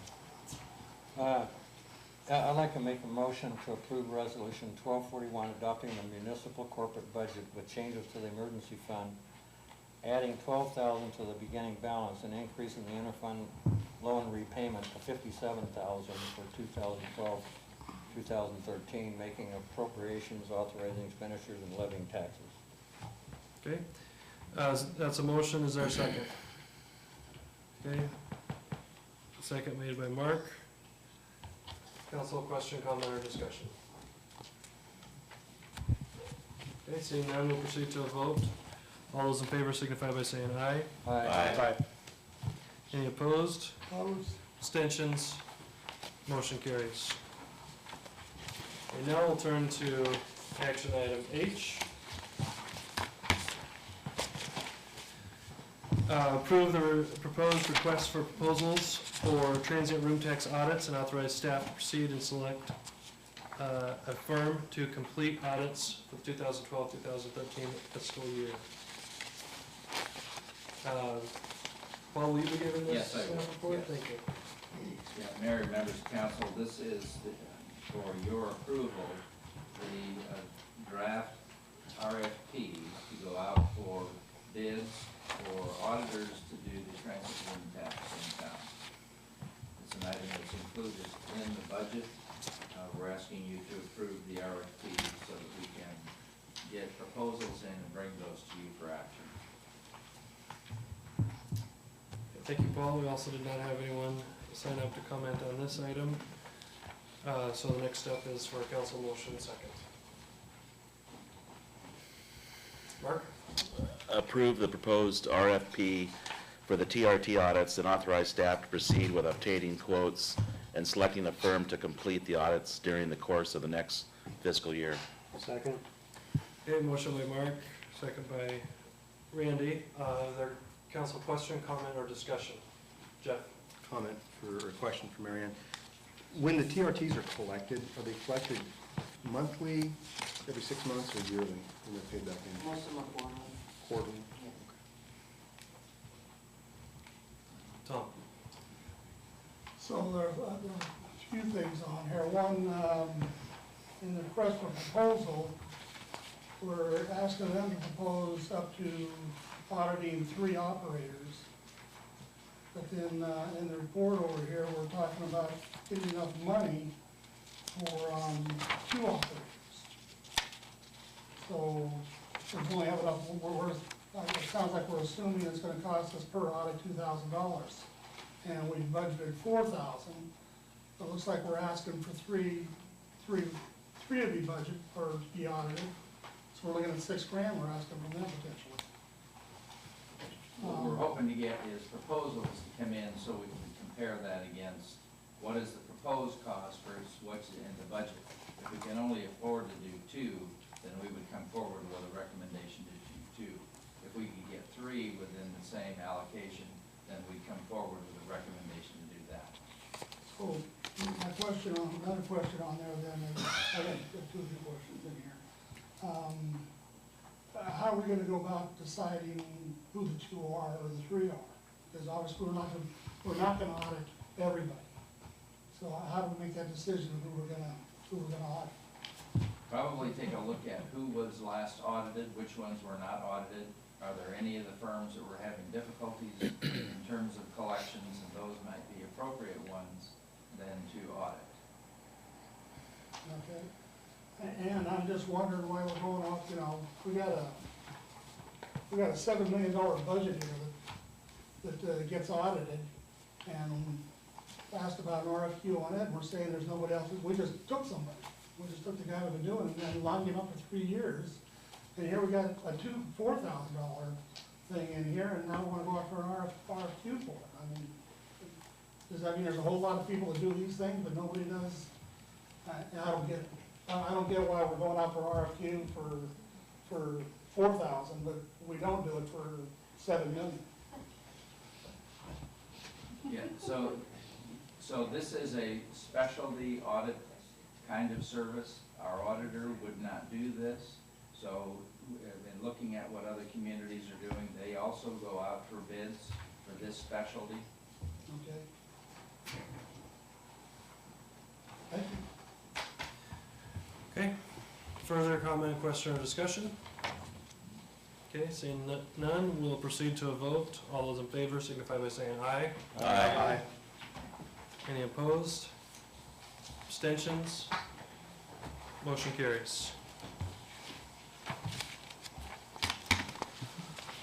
Okay, we'll turn now to our last action item. I trust that you all recall at the outset of the meeting, we did make an amendment to the agenda by adding action item I, which is represented in the intergovernmental agreement with ODOT for fuel purchasing. Paul, did you have a... I did not have a staff report. Mayor and Council, this came in late last week. And if you want to defer this to the next council meeting and get a staff report, it's fairly straightforward. ODOT is now requiring communities to enter into 20-year contracts for the purchase of fuel. So we would you buy your fuel through ODOT, both regular gasoline and diesel. And the request is that you authorize me to sign this for the city, or you could change that to be the mayor. So this is a typical thing, you've been doing this for years without a contract, and now ODOT requires a contract. Okay, thank you, Paul. Since this was not listed as an agenda item, if there's anyone in the audience that would like to speak to it, we'll give you the opportunity to sign up now. Okay. Seeing none, we'll proceed to council motion and second. Make a motion to approve the fuel contract with ODOT. Okay, motion been made by Brad. Is there a second? Second. Okay. Okay, let's second it. Okay, we'll turn down to council comment, question, or discussion. Jeff? Paul, what's the cost savings going through ODOT for the large fuel consumption, or the large fuel purchase that they're able to do? It looks like we're running in the neighborhood of $2.50 to $2.58 a gallon. So we're about $1 cheaper than? Right. Gail? There's no premium charge, or there's no charge for agreeing to this contract, is No, there? there's not. So if we have it, we can use them. If we don't want to, we don't have to. Exactly, that's right. Okay. So, Jeff? I heard you say 20 years, but in here it says June 30th, 2012 to September 30th, 2012 to be executed. The term of the agreement shall begin on the date all required signatures are obtained and shall terminate 20 years from the date of execution unless extended. So the confusion is there was another intergovernmental agreement on our desk for item 3F.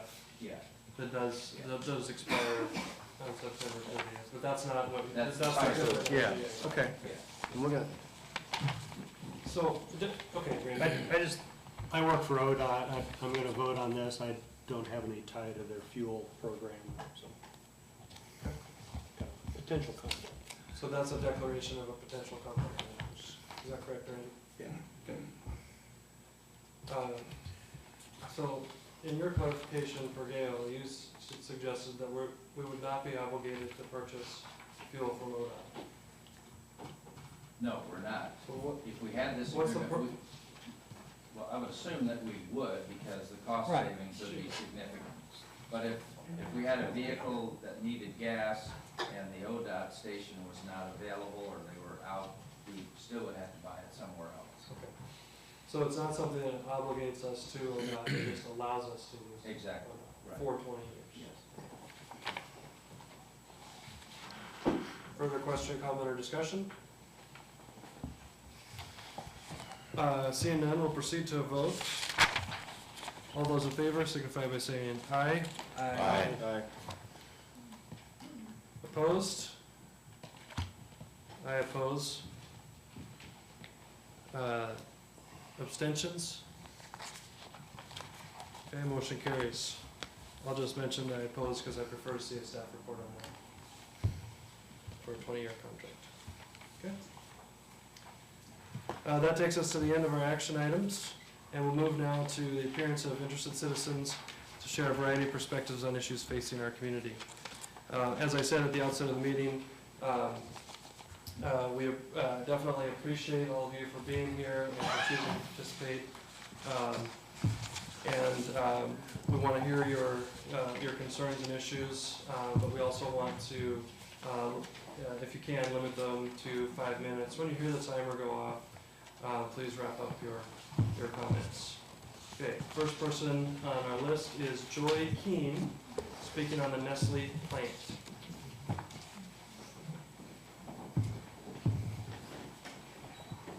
I apologize for using my cell phone, but I'm saving paper.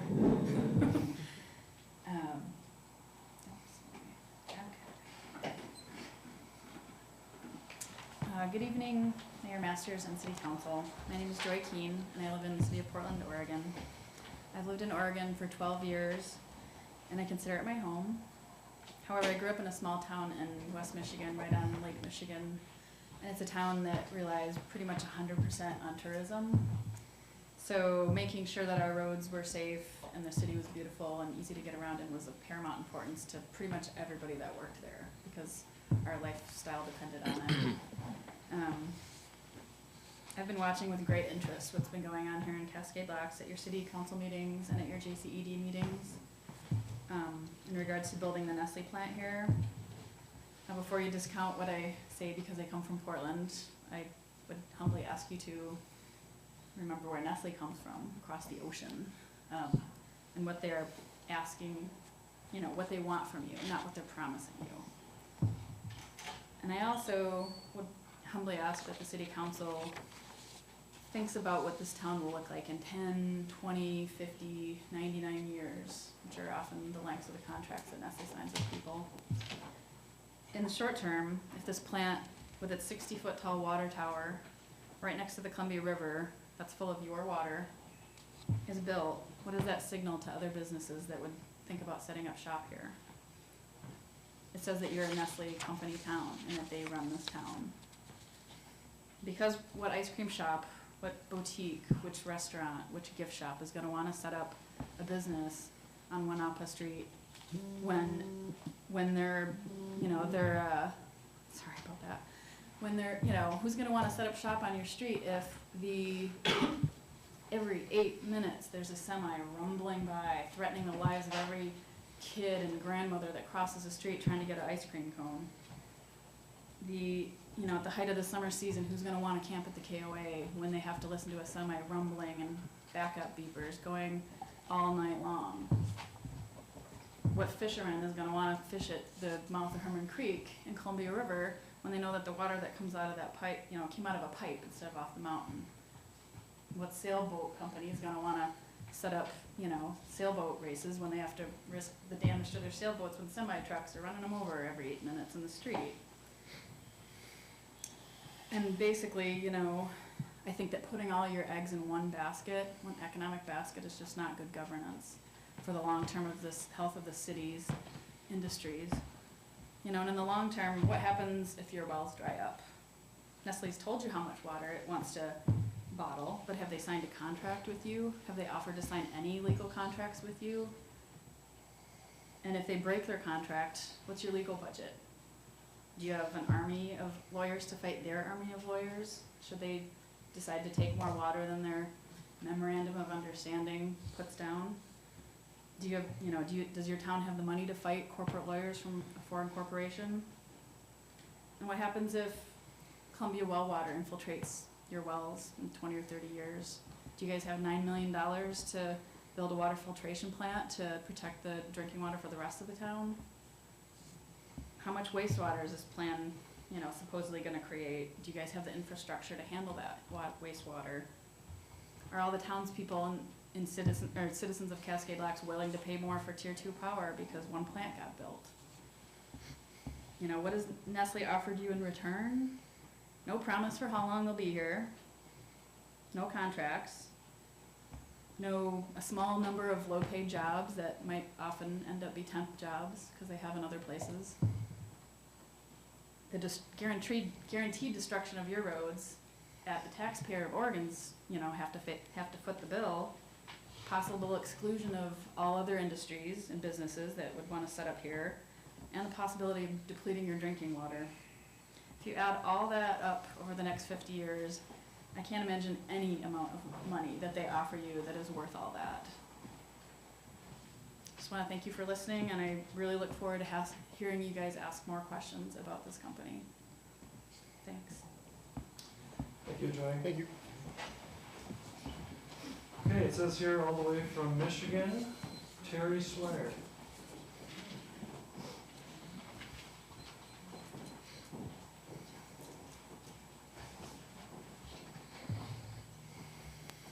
Thank you, Mr. Mayor and council members.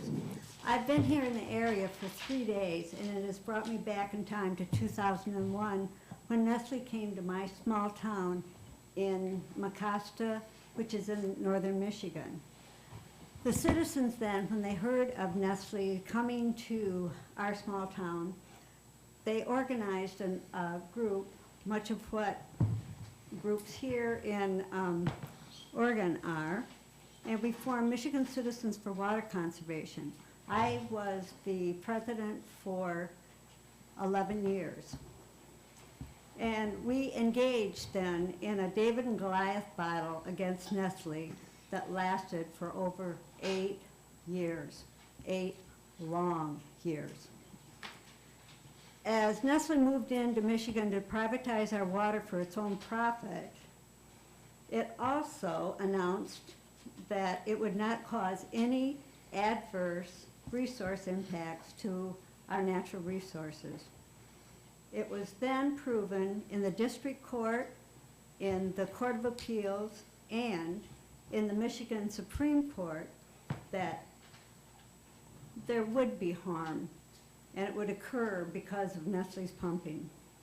The reason I wanted to speak to you tonight is to ask the City Council and the residents to ask hard questions of Nestle. Please get what you want, not what Nestle wants. Remember, Nestle is here in Cascade Locks for its own profit. Thank you. Thank you. Thank you.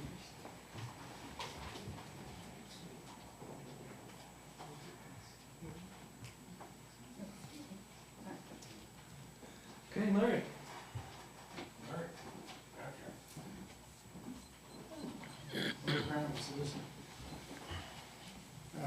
Mayor, Councilman, read my signs and many other signs, this charter and people to vote.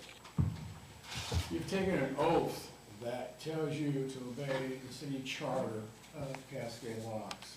At this point, you have not yet broken your oath, but this June, council passed resolutions to either raise fees, charges, or taxes, not by a unanimous vote, what the mayor had said in the newspaper, but it was passed.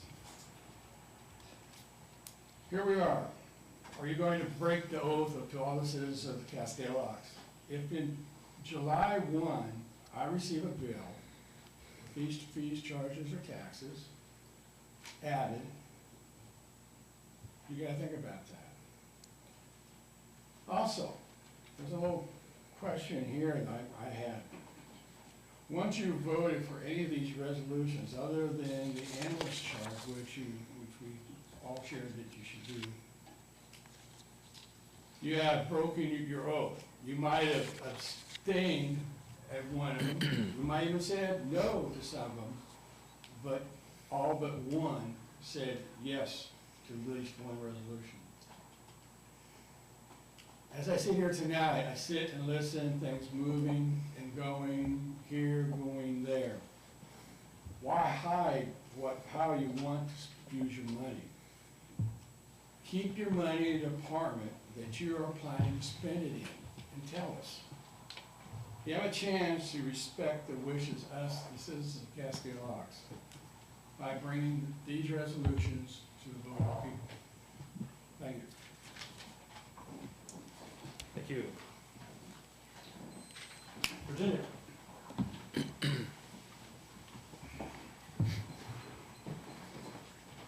Hi, thank you. I found it very interesting tonight my name's Virginia Fitzpatrick, I'm a citizen of Cascade Locks.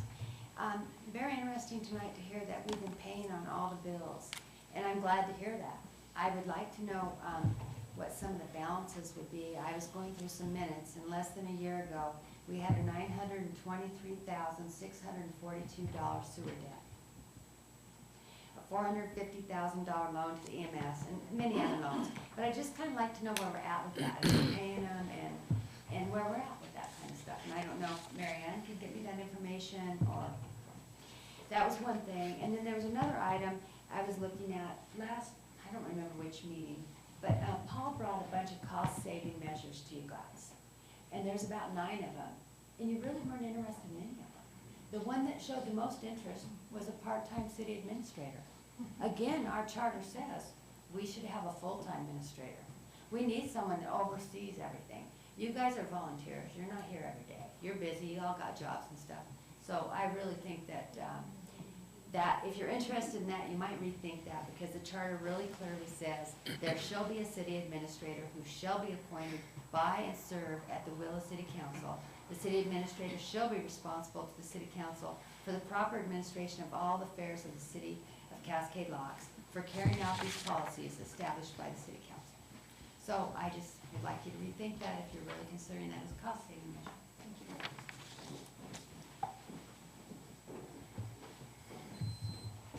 Thank you. Gary?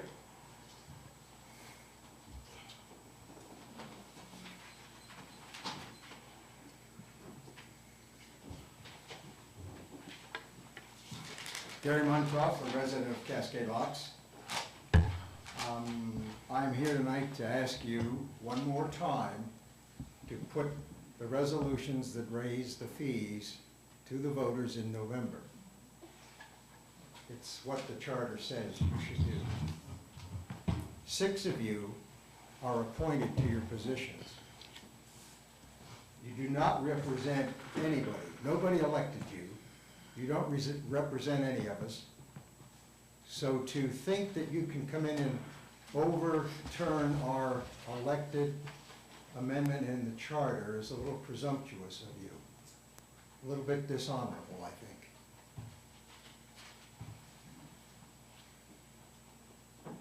The previous attorney, if you'll remember, and city administrator, never made an official attempt to go around the charter as you have done. And we all know how strong Bernard Cedar was against this wording in the charter. And yet they did not make any attempt to change it. In fact, they actually set a precedence when they rolled back the fees that had been raised just prior to the passage of the initiatives. So they determined that they had to live with this, and they rolled the fee back, rather than challenge what the voters had put in. You guys need to think about these things. Plus, there's a proper way to make changes in our charter. If there's a problem with the wording in the charter, address it. Bring it to the people with new wording, we'll vote on it, then proceed with your fees and charges or whatever you want to do after you get the results of the new election. Why don't you do that? That's what you're supposed to do. And in the meantime, while you're working out the changes in the charter, you have to obey the charter that's in effect. We don't just go around disobeying because we don't think they're right or that they should be overturned. You obey them until they're changed.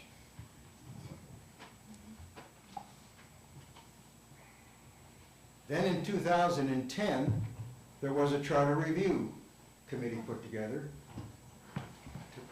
to make an attempt to change these things. And it was run by Lance Masters. Well, it never went anywhere. It never got out of city council. So it shows you that there is no support for overturning these initiatives that got into our charter.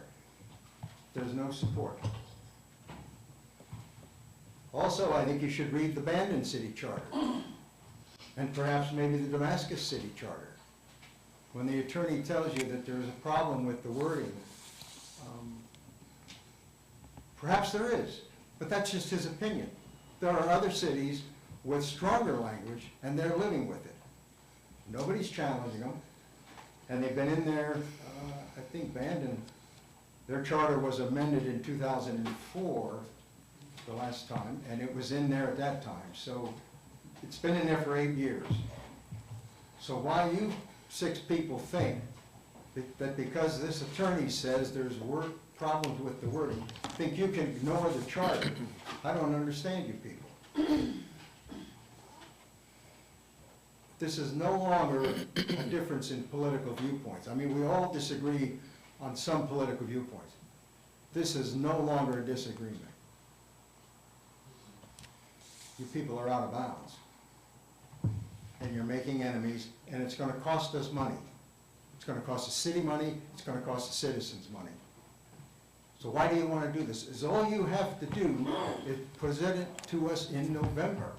What's the big deal?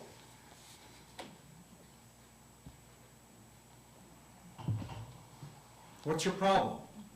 Why can't you obey the charter? Why don't you bring it to us in November? That's all you have to do. Instead, you're gonna drive us another wedge between us, one that won't heal for a long time. We don't want to spend our money to take you guys to court. So why are you making us do it?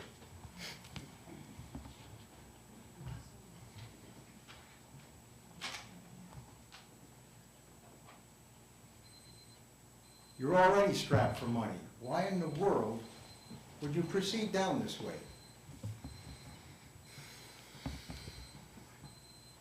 I think you ought to explain to the people why you're doing this.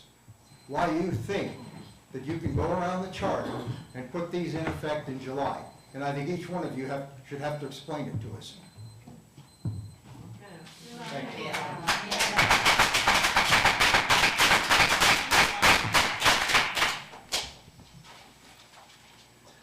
Okay, we'll take a 9-minute break and we'll come back and finish up council comments after we've had a chance to change the tape and take our break.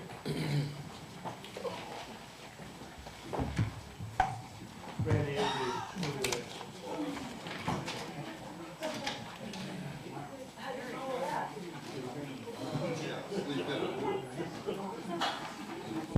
Because we don't think they're right, or that they should be overturned, you obey them until they're changed.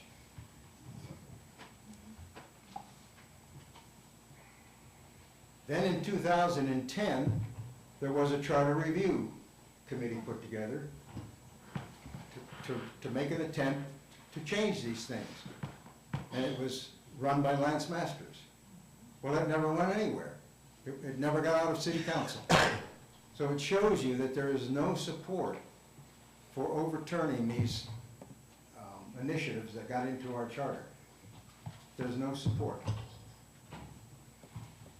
Also, I think you should read the Bandon City Charter, and perhaps maybe the Damascus City Charter. When the attorney tells you that there's a problem with the wording, perhaps there is, but that's just his opinion. There are other cities with stronger language, and they're living with it.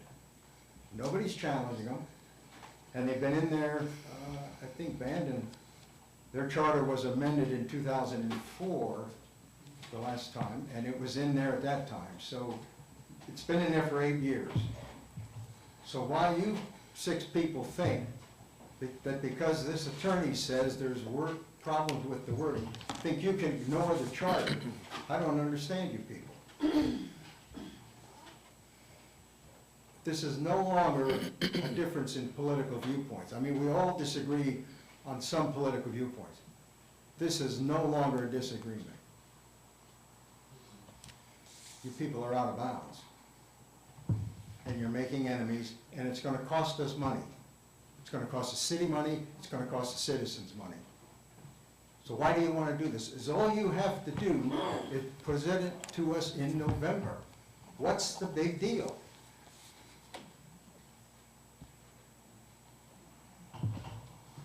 What's your problem? Why can't you obey the charter? Why don't you bring it to us in November? That's all you have to do. Instead, you're going to drive us another wedge between us, one that won't heal for a long time. We don't want to spend our money to take you guys to court. So why are you making us do it?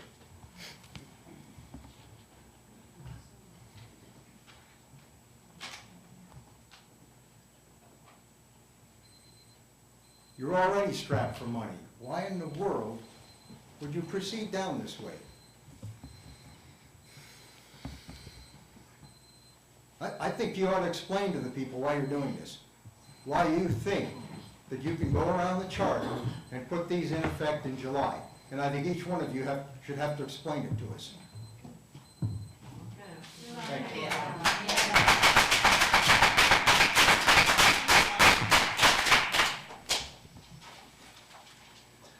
Okay, we'll take a 9-minute break and we'll come back and finish up council comments after we've had a chance to change the tape and take our break.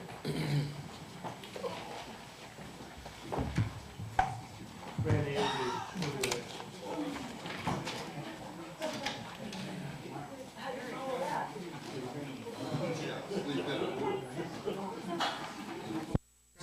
citizens share perspectives on issues facing our community.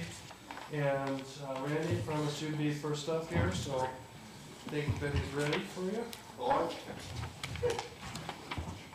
here, folks. Same old thing.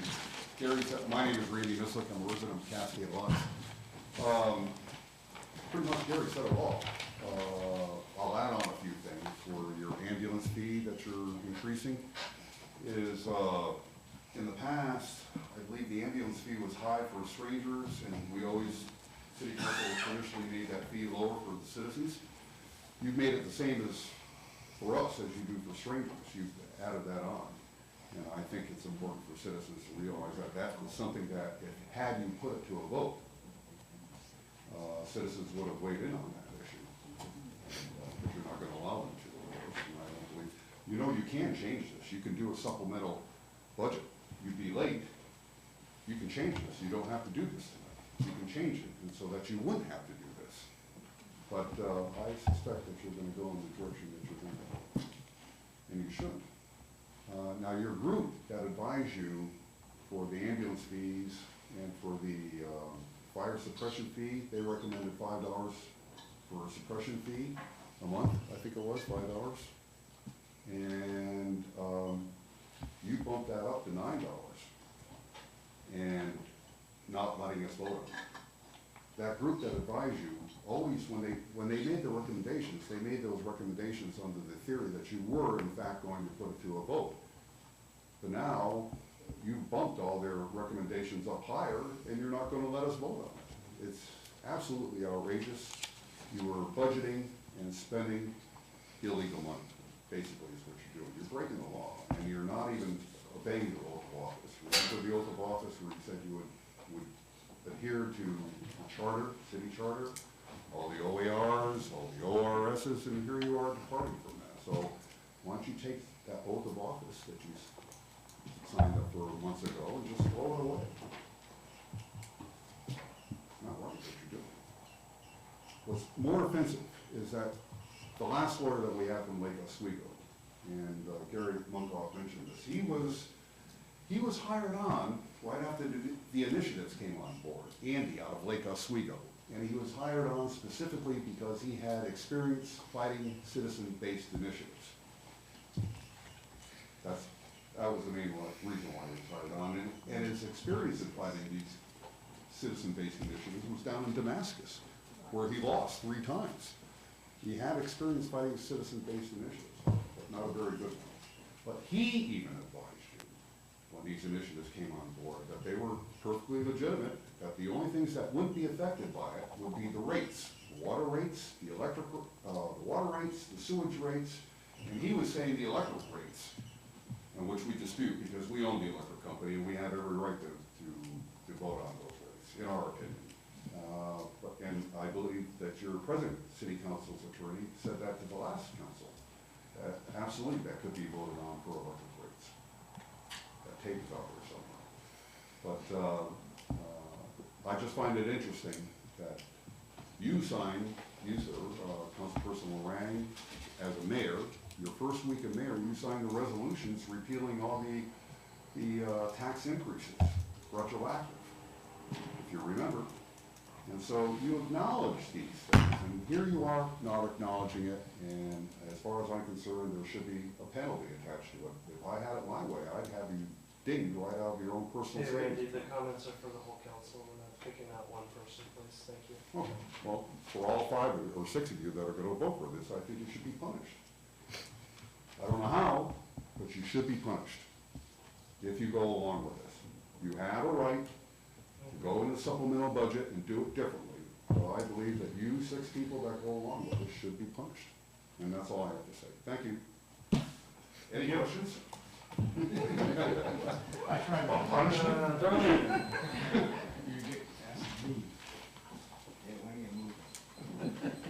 Well, I agree with what Mr. Munkoff and what Randy said, and I can't add too much more, other than my sign. Honor your oath.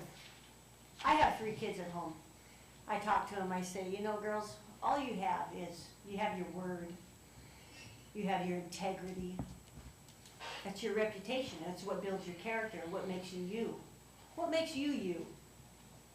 Do you have honor? Do you have integrity?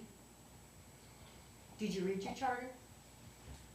I've asked you that, gosh, I don't know, 8, 9 times throughout budget, throughout council. I never get an answer. Do you have honor? You raised your right hand. You said, I take an oath to uphold and support our charter. Our charter's clear, it's black and white. When the voters sat down and voted for that initiative, it said a vote of yes means this, a vote of no means this. They weren't confused. It was right in front of them. Bernard Seeger even lobbied against it with our own city newsletter and was found illegal, unethical. They knew what they were voting for. You guys campaigned really hard for that initiative not to pass, but it did because the voters knew what they wanted. They wanted a vote. Now you say that you want community involvement. You're creating all of these committees and you're asking for their involvement. Oh, until it comes to making the decision, right? Because they're not up on it like you guys are. I know Brad said that in the meeting. You guys aren't educated on the topics like us council people are. Just for a second here, I've asked, I said it to Randy, I'll say it to you. The people knew what they said. I know you like to talk, I have 5 minutes, and you always like to come in on my public comment time. Or to attack current or former city staff. The point So you is for took you to an share oath. your perspective with the Okay, community. and you come back and Keep your comments to that. And if you When you can't, go home, we'll ask you to sit and you down. look at your kids and your family and you say, hey, Dad, I seen you raise your right hand and you swore to uphold our city charter. But you're not doing that. And the people are really mad at you, Dad. Why did you let the people vote? Where's your integrity? You say you want to bring the community together, but you don't. You want to dictate and you want to enforce these fees on us. If you think these fees is the only way to go, tell the people that and tell them why and convince them that this is why they should vote the way you want. This is a democracy. That's how you do it, people. This is not going to get you guys elected. It didn't get you guys elected, did it? Right? When you ran, you didn't get elected. That's why you're here appointed. Just do what you say. Your actions don't dictate what you say. You say you want to bring the community together. Have honor, have integrity. Be able to look at your kids in the eye and say, you know, I raised my hand, I took that oath, and I meant it. And if I don't like what's in that charter, I'm going to change it because there's a way and a process to do that. Right? The law gives us a way to do that, to change the charter. Not force these fees on the people, tell them you're going to pay and we don't care what you say about it. We know you want to vote, but we're not going to listen to you because we're here and we're going to hire more employees, we're going to give them more raises, we're not going to cut anything. The rest of the nation's cutting and reducing, but we're going to hire more, we're going to spend more, and we're going to make you pay for it. We're going to cut programs. We're going to take, and we're going to take, and we're going to take, but we're not going to give you nothing because we don't have honor and integrity, and our word means nothing.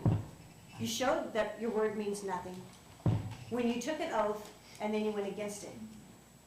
Every one of you knows what the people meant when they voted. We all know. It's black and white. A couple sentences, maybe one sentence in our charter. It's online. Everybody can read our charter. Our charter is strong. It's the same as the law, the state law. You got a policeman here. You like to go against the law? You really don't know what the people voted for? Have honor. Okay? It's as strong as the Constitution of the United States. We the people. We are the people. We have a right. We have a right to say how you impact us financially. You don't have a right to impose on us your fees. Right? Because we already went there. We did that in 2008. It's in our charter. Right? You don't represent anyone but yourselves because you weren't voted. Nobody voted for you. Not enough to get you elected. So what'd you do? You went around everybody and you appointed yourselves. Self-appointed council for self-interest. Thank you.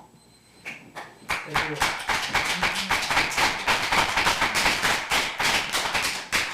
Okay, next up is Kate. You said that you'd speak on item 6, but you didn't You didn't check the box for speaking. Are you wanting to speak to the council? Oh, there's a box on there now, how cute. That's the one everyone else used, yeah. Yeah, just make it a little bit harder.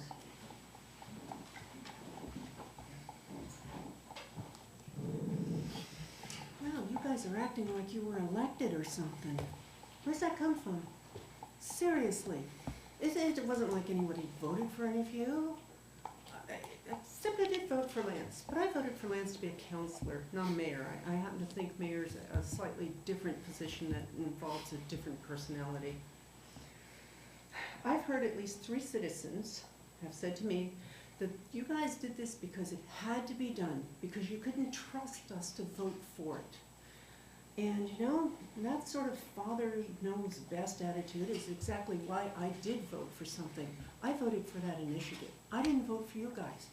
Why? Because something that really annoys me in this country and this society is that we don't trust our representatives anymore. We can't, because they do something like what you just did, which is say, I know better than the rest of you. I mean, really, the 6 of you know better than everyone else in this town who's a registered voter? That amazes me. That really does. Because I would never have that sort of hubris to sit there and say, oh, I know better than you. I really wouldn't. And I know a lot of people who wouldn't either. And I'm sorry, you're gonna cost us a shitload of money. You really are, because you're gonna have to take our money to pay for lawyers to protect what you are doing. So we get it from both ends. We get to pay for suing you, and we get to pay for him protecting you. Isn't that fun? Isn't that precious? Meanwhile, you've driven another wedge into town and made it an us versus them again. Like we haven't had enough of those for what, 12 years now? Aren't you guys tired? Aren't you really tired of it? Did you really think that, you know, we needed all of this shoved down our throats rather than asking us? All you had to do was ask us. But you thought we weren't trustworthy. Well, I guess that's just fine when the time comes to vote a new council in, like vote. You've heard the word, haven't you? Vote versus appoint. Someone to represent us, not get in here and decide they're gonna do what they think is best for us. It really shows how little you trust the people of this town. We've all been hurt by the no fire department thing. And all you did was cobble the old one back together again with sticks and pins, and you know, you're acting like we've got a brand new one and all you have to do is throw money at it and it'll fix all the problems. Except it really isn't going to until you fix what the basic problems are. And that is doing what people need to have done, want to have done, and asking them, compromising with people, educating them, teach them why we need money for the fire department. Don't say, I know better than you, and shove it down your throat, because that's what you've done. And you've really caused another big problem that's going to use a whole lot, another bunch of money, along with paying off city administrators and ex-chiefs who weren't fired and everything else. You're gonna do this too. You know, really, you got a bunch of people here asking you to try and trust us and do the right thing. Try it. It's amazing. There are really all adults voting in this town. I promise you. Thank you. And Diana.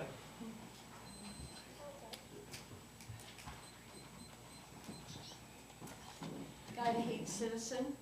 You know, it's very interesting, this, the last 3 months I was helping out at school, teaching a gardening class. Did you guess that? Anyway, it was very interesting. The last paper, they have a little school paper, a little journal. And in that, through the May 1st through the 23rd, this is what was said in a paragraph. Well, this Cascade focus on practicing at different times, responsibility, safety, respect. Those are really words that I can appreciate in any individual, because I've always said to our son, you don't buy respect, you earn it. And it's money in the bank, but you have to earn it. You can't buy it. And in that little newsletter that the school had, was this written by a teacher or a group of kids. Responsibility is doing the right thing at the right time so that people can learn they can depend on you and trust you. Why don't you think about that? Do you think that you have brought trust within this community? I've heard a lot of you speak on different issues. That, oh gosh, let's heal. Is this healing? I don't think so. And you know, we're really in a situation where we're about ready to fall off the economic cliff. And I can't believe that the people sitting, I don't think it's funny. Really. I think it's a really, this is part of it, is thinking it's a big joke and that we're just gonna worm our way out of it. But I think that you better go back and really think about what you're doing to the community at large. We need economic development here. And raising layer upon layer of fees and taxes is not gonna help any business coming into town, number one. And one thing that I also was thinking about was this business of ambulance fees. We pay property taxes. And I recognize that the ambulance fees could have, should have, if there'd been proper oversight and responsibility by our last administrator, by the mayor and by the council, if you were paying attention to collecting the ambulance fees, which wasn't done, obviously, but also that you were behind in what was the cost of most ambulance service. And to think that you are expecting that we citizens in Cascade Lock should be paying exactly the same amount as going on to the highway when you are getting our property taxes, I think this is outrageous and should be rethought. The people in town, many of them are retirees, and other people that may not have jobs at this point in time. And I think this business of adding fee upon fee is wrong. And I think you should just rethink this whole process. And another thing I have to bring up. You know I'm for sailing, and it's for the kids. And that you question the grant money, many of you, for the opportunity of giving our kids the opportunity to meet other people, to grow skills within themselves that they can take for a whole span of a lifetime. I think you have your priorities wrong. Our kids are what we have to concentrate on, and I think in this day and age with all the drugs and alcohol and problems that there are that surface within communities. If we have sailing, if we go under the umbrella of the Boys and Girls Club, I don't care, but we should embrace the opportunity for our kids. That should be one of the #1 priorities, in my opinion. Thank you. Thank you. Okay, that was our last general comment, so we'll turn now to our reports and presentations. And I trust that you'll recall at the outset of the meeting, we removed item 7A, a review of the Sosnowski contract, and Paul announced that that would be coming back at a future meeting. And so the next item is the ICA report. Paul, you prepared a report for us. It's the salmon color. Right. Thank you, Mayor, members of council. This is the salmon color report this week. Wanted to bring you up to date on the meeting we had this morning on the communication tower and the FEMA grants. We are proceeding to complete the work necessary to close out both FEMA grants, and I'm hoping to have that done within 30 days. The communication tower presents a slightly more challenging issue, and I met with county representatives this morning to continue our efforts to try to resolve that issue. The communication tower, as we've reported before, is not tied to the FEMA grant. The city is tied into this relationship through the IGA that does have an extension into the FEMA grants because of the communication equipment.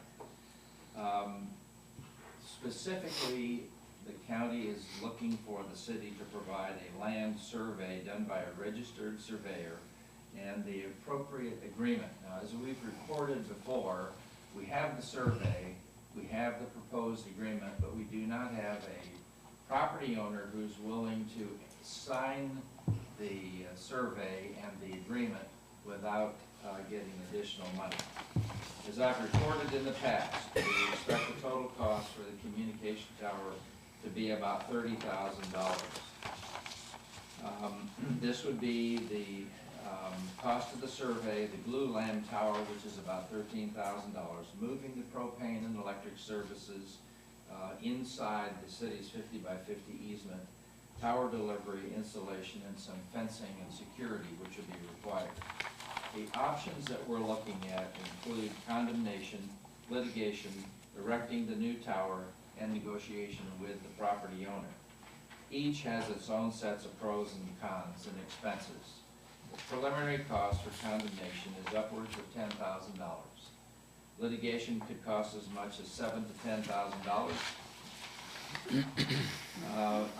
And we're concerned that if we went ahead and put the tower up, that the property owner could sue the city and still drag this thing out.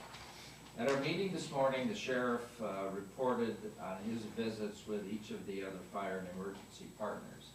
If you'll recall, during my last report, I indicated that the sheriff had volunteered to go meet with each of the fire services that were partnered with the city through the IGA and the communication tower.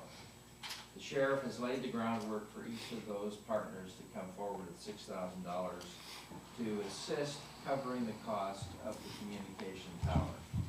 No one has agreed to do that yet. So we're having a follow-up meeting on July 11th at 10 a.m., at which time we hope to open up those discussions and try to get more participation in doing this. Further complicating this already complicated issue is the relationship of the intertribal law enforcement in Multnomah County. As I reported to you before, Multnomah County has received a grant and has a repeater that would be installed on this communication tower that we don't have. We will allow the tower, we will allow the repeater to be installed on the current pole that the electric department has up there, and that will allow the repeater to function within the agreement entered into between the city and Multnomah County until we can get the permanent tower in place. I'd be glad to answer any questions if you all have on this. I know it's complicated and it's protracted, but it is what it is. Tom. So,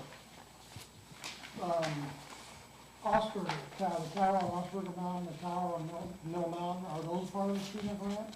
They are not. They're not part of the FEMA They are grant not, either? but they are, because of the intertribal relationship, those are tied into whatever we do here in Cascade Lodge.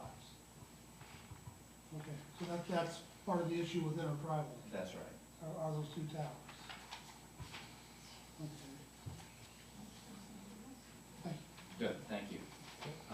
On cable TV and broadband. Can I just, sorry, oh, can I ask a question about that? Sure. Just, you've mentioned the option of condemnation before. This is the first time we've brought projected costs. So preliminary cost is $10,000, and then the next sentence says litigation could cost as much as $7,000 to $10,000. That's in addition to the $10,000 for the preliminary cost, or that's the total? Well, I broke them up into different approaches. Okay. So if we were to condemn, that's roughly what the attorneys think it would cost us. It could cost more, it might cost less. If we just merely went the litigation route, that's the $7,000 to $10,000. Oh, okay. So those are separate? Those are separate. So condemnation will be 10. Yeah. Litigation could be a range up to 10. Exactly, yeah. Thank you.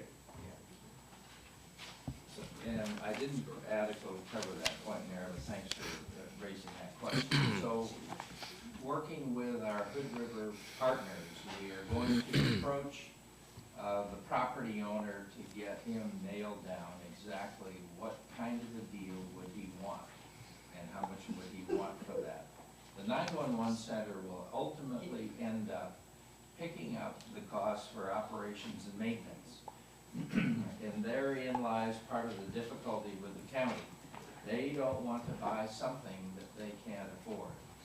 So we've got to get the property owner, we've got to get the property owner to really solidify. Are you interested in a 5-year contract or a 20-year contract? And then we have to be able to measure how long is the technology that would have the tower on that hill be operable. So there's a number of moving parts here that we're trying to nail down. And isn't it true that your response hasn't been specific when we've talked to him before? He hasn't come back with a specific thing. He's been reticent to bring you a specific proposal. Right, yeah. He has no obligation to have a specific proposal. We're going to try to force that to happen. Is that through the condemnation or litigation? Well, I think Alex and I are going to try to talk to him and see if we can get him to be very specific. Are you looking for 10 years at X amount, or are you looking for 20 years at X amount? What is that number and for how many years? Lance? Yes, sir. Again, I understand it that we bought this easement X amount of years ago. And again, why are we needing to negotiate now? You purchased that easement, a 50 by 50 easement on that hillside in 2002 for $4,000. The thing that makes it difficult is that when the tower and the foundation already existed for the tower that's up there, outside of the 50 by 50.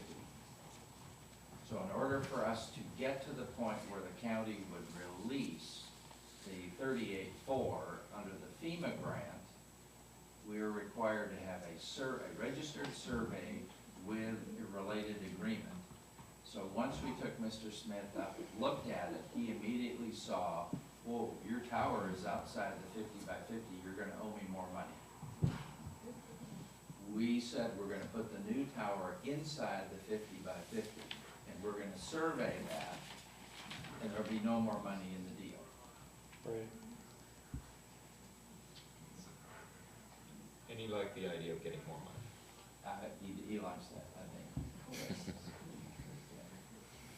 Was it responsive to your question, Mayor? Well, yeah, it's a problem from 2000, well, it goes back to the 70s, I think Yes. you reported once that Your when the first tower agreement- went up. Your first agreement was you put an electric tower up there for, in the 1970s. In 2002, when this project started coming along, you entered into an agreement for $4,000, which the city paid him. The verbiage and the terminologies in that agreement are so loose and so imprecise that I think, and you might respond, Ruben, but I think Alex is of the opinion, you can make any decision you want out of this. The problem is at the time that agreement was entered into, the communications devices that we have now just weren't foreseen. So they would be arguing that whatever we want to do up there is outside of that agreement because it's a different technology. It was a technology that was unforeseen at that time, and you would have to argue the opposite.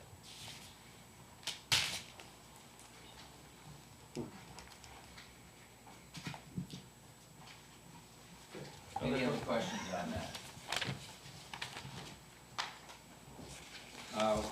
I have been approached by Gorge Networks, Inc., one of the firms that we found when we did the researching for fiber optic cable. They were interested in sitting down with the city and talking about the city's cable TV and broadband. I plan to meet with them and see what they're going to talk about, and then if it seems appropriate, ask you to have a work session to see whether or not there's a partnership potential there. so that you can understand what they see in the system that you own, and you can decide whether you want to move forward with that. The Downtown Revitalization Group is meeting at the Charburger on Thursday, June 28th at 7 p.m. We intend to, and I think Councilman Storm will help us get this, we intend to get them to form their own organization, get their officers, and begin to move toward the 501c3 that they'll be required to have over the long term. They will also begin reviewing the Salilo Trails Plan document. There's a number of responsibilities that were passed on to the downtown group out of that. So hopefully we'll be able to move that group forward with their own structure, their own organization, and they'll begin taking the lead in that.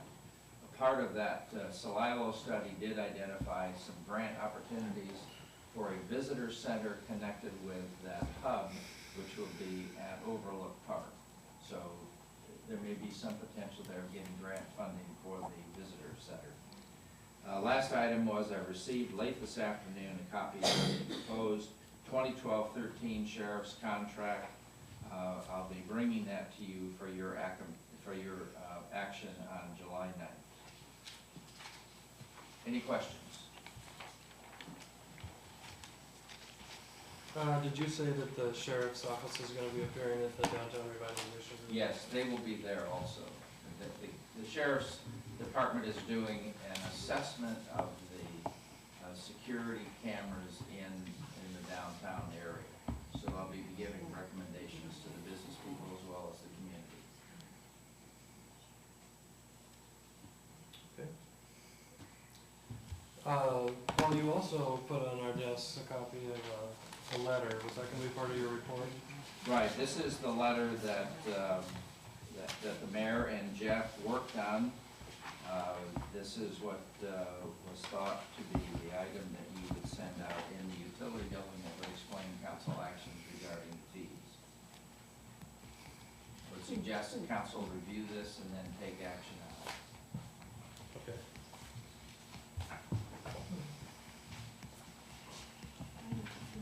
So in a sense, this is kind of an answer to a few of the questions we've heard tonight about, you know, what's happening with the fees and why is it happening and so on. So, is there an interest in the council in having this read? So I would like to read it, or Paul read it. I mean, I wouldn't mind reading it.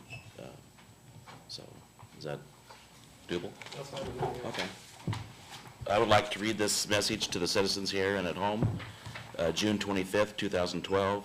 In an effort to provide important fire and ambulance services that the citizens of Cascade Locks have requested, the City Council has taken the following temporary actions. These will allow time for community to determine more long solutions. These actions came after much thought, deliberation, research, and were based on the hard work done by the Citizens Public Safety Task Force. The task force presented to Council a report and recommendation. The primary findings called for an increase in certain fees for fire and ambulance services and immediate hiring of a full-time fire chief in order to continue rebuilding the department. Because the task force was open to the community and involved citizens' input in over 14 meetings, City Council has taken serious action to be responsive to these recommendations. 1, approve a temporary 2-year increase in the fire suppression fee paid by customers of the city water system. The fire suppression fee was originally created to support the operation of the Emergency Service Department. It, too, had not been increased since 2005. The suppression fee was $1 for a 5/8 water meter, up to $25 per month for a 4-inch compound meter. The new temporary suppression charge will increase the monthly cost for a residential citizen by $8. Approved a permanent increase in the fees and charges paid by those individuals that use ambulance services. This increase in fees will bring Cascade Locks charges for ambulance in line with the fees charged in surrounding communities. Cascade Locks ambulance fees have not been increased since 2006. The ongoing cost of operations, supplies, including medical supplies, vehicle maintenance, and equipment is going beyond the city's ability to pay for this service. These modifications in fees will allow the Emergency Service Department to operate for 2 years and allowing time for a long-term solution to be developed by citizens and the City Council to meet the fire ambulance needs of the community. In 2008, the community voted to legislate the city council's ability to raise fees, rates, or taxes as are routinely done in most other communities. Since that initiative passed, no fees, rates, or taxes have been increased in the city. Under the current initiative, a vote of citizens would be required for legislative increases. Unfortunately, no action was ever taken to educate, engage, or share with the community the resulting downward spiral of the city services. Looking at city finances through the 2012-13 budget process, it is clear that in emergency services, water, sewer departments, the current fees will not allow for continuation of these services. It is critical that some action be taken to ensure that citizens have access to water, sewer, and other community desired services. The temporary adjustments to fees are administrative in nature and therefore can become effective by council action. The city council feels that we cannot responsibly operate the city without adequate funds to do so. These are very difficult decisions. However, in the sense of the council that it may take up to 2 years to get a point where we can all determine how best to provide the basic services to the citizens in a permanent solution. Thank you. So, I guess Paul, what you're asking for is this something that the council would like to include in the utility bills, is that correct? Just kind of have that explanation, not just the people that are here or happen to be watching, but also to all the ratepayers. So I guess that's up to the council. We just have, is it something you'd like to see included, Jeff? Yes. Randy? Yes. Yes. Mark? Yes. Tom? No, No? it's inoperative. Did you have something you'd like to suggest to Well, change? I would just say that, there's several things in here, that, because we're hiring a full-time fire chief, we aren't, we're gonna go full-time fire chief / paramedics, which is gonna cost you more money than what a fire chief would. It says we're taking the recommendation of the task force, we're not. The task force recommended us to go to the citizens for a vote on these fees. It says in here that, we need this money, we need these fees, because, critical action has to be taken to access for water, sewer, and all these things. And none of this money is going to water, sewer, and it's being taken from water and sewer, not given to them. So it's actually putting all these things that are critical, and I agree with that, and I've pushed that for some time, and things need to be done, but it's taken from them, it's not given to them. So those are just, there may be more than that. There's a few of them right there that are inaccurate, in my opinion. Is there anyone on council that would like to see those items changed? That believes also that those are inaccurate?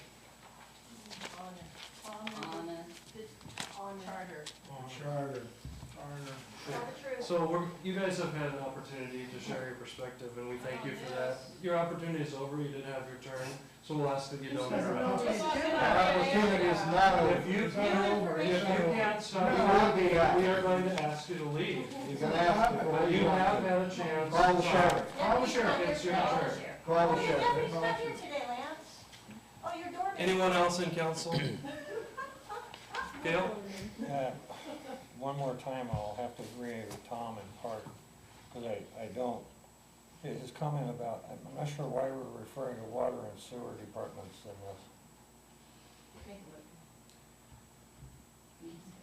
Well, I mean, the way I read it is different. If you're asking me, I mean, the way I read it is, you have to look at all the services, and we've had a report that several of our departments are projected to be upside down in the budget within the next couple of years. So I think it's just a kind of a recognition that that you cannot continue with old rates from 10, 15 years ago. So it's not saying that the money's going to those services. It's saying that there has to be. It's saying that it's not saying that. It's saying that there has to be a recognition of it. So I think it's just a misreading of the document.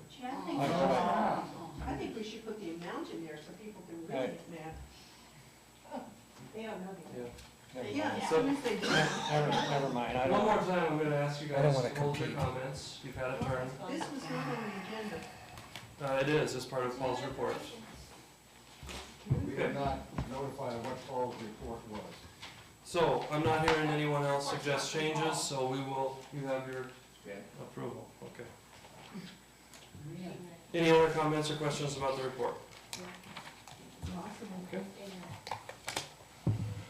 We'll move now to mayor and city council comments. Jeff? I'd really truly like to thank the 15 or so citizens here that have participated in this process and expressed your opinions. And in hearing your opinions and your thoughts, I'm going to ask, and your concerns, I'm going to ask city staff to bring ordinance 416 back to council so we can take legislative action, because we're creating a new fee, and refer that fee to the voters, and the voters can decide on that new fee. This action will allow the voters to decide and repeal the water suppression fee that is attached to the water meters. And that was, in this letter, instead of repealing the letter, but that was a 2-year sunset action that was taken. So this addresses the concerns that the citizens had here about allowing the vote to go to the people. All of it? Not all. Except 416. All the fees.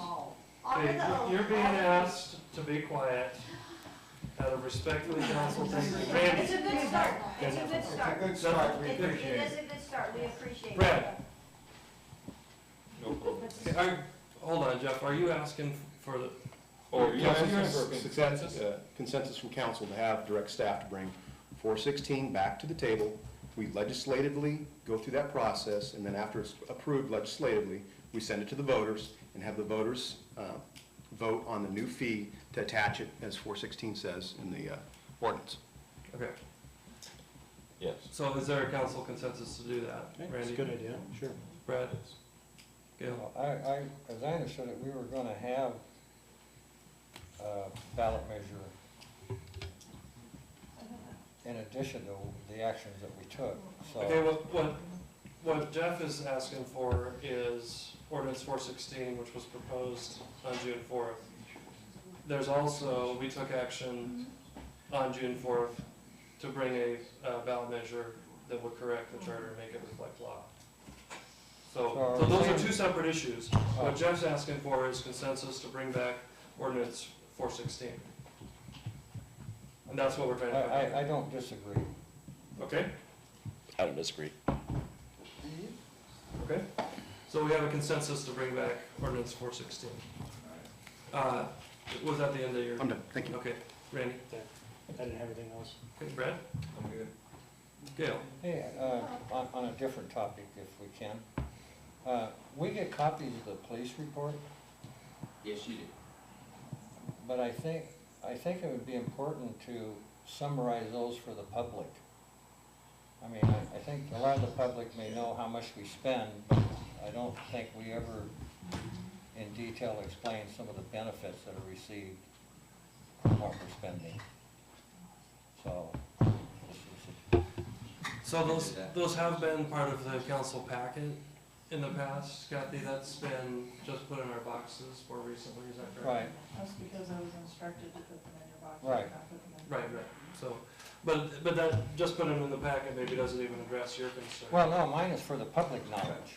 I know we're told. Sure, but the packets are posted on.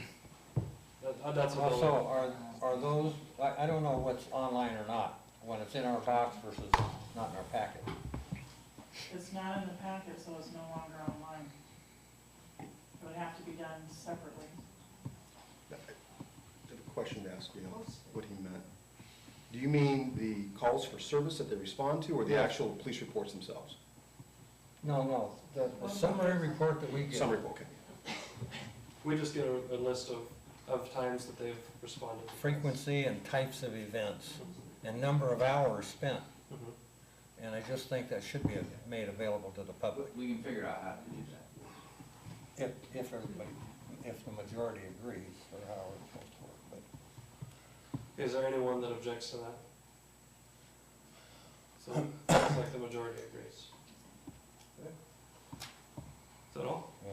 Okay, Mark? No. Just a couple of things in here. We went over this, we're going over this, communication tower grant. And to me, this is an example of where the irritation is for me, and it's been that irritation for the 5 years I've been here. I appreciate you, Paul, I appreciate what you've brought to our city and the organization and the coordination you've done and responsible things you've attempted to do for us. I appreciate Devin Wells, what he's brought to the fire rendezvous. But a good example, there's a word out there on the street, on the fire hall. The fire hall would not have cost as much as it did had not citizens delayed that. But I think things like this make it very clear what happened to fire hall. Is we had bad administration. We didn't have a council that was responsible. Well, we let a young man come on in that didn't have that kind of experience to build a fire hall, had never done it, and gave him no support, just let him run out there without any control, any follow-up on anything. So, and then it shows right in here. So the FEMA grant, again, the very same things happen there. It's gonna cost us a ton of money because administration didn't care, council didn't care. Let somebody run it that put this whole thing together, has never done this before. It just gave it to the council, and that's my, and that's my complaint. That's my complaint for 5 years. And that's my complaint about all the fees and all this, because we just keep throwing money out of things that we haven't done a good job managing. And that's where we're at. We're at this whole thing in here. That's what's creating all the issues for us. And then when we talk about, talk about these loans out here. You're right, I was on a council, but I'm on the same kind of council I am right now. I get to talk about funding. I've been talking about money, but 5 years I've been talking here. I've been talking about money. And I still talk about money, but I can't push anything through. I didn't push anything through five years ago, but be able to talk about it. But everything I was talking about is leading where we're at right now, is heading down this road. I talked about doing something for water. Way back then, they said water was no issue. Now all of a sudden water's an issue. But as far as the loans go, yeah, you talk about an IBO lane or loan, there's loans that are out there for the sewer and all that are managed by banks. You get the bank's not gonna let you not pay those, they're gonna make you pay those.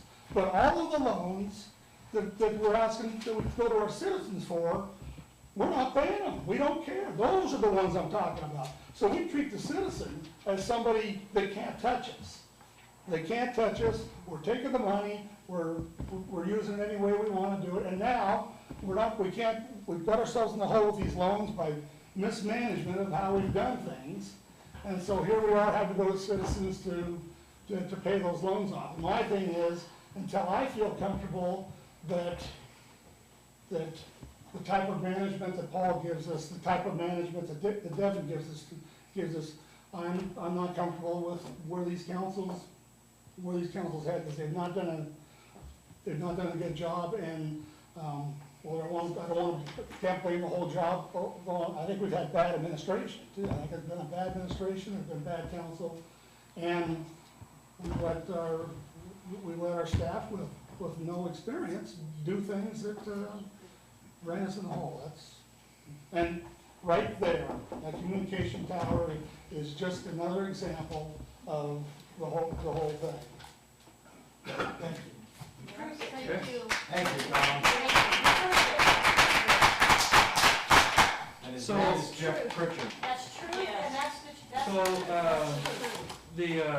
I'd be crazy to try to respond to a lot of the comments that were made, some of them accurate, some of them not. But I talked to the ladies that came from Michigan and Portland to talk about Nestle during the break, and I told them that I gave them my contact information. I told them I'd be willing to share these same comments with them.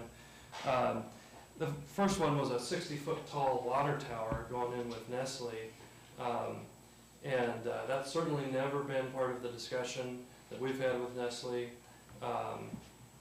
And as a matter of fact, what they've told us is that they'd like to be just like any other city water customer, and I can't think of a customer we have that has a water tower, 60 feet or otherwise. So I think it's certainly something that is definitely worth tracking down and talking to them about as part of their plan to put a 60-foot water tower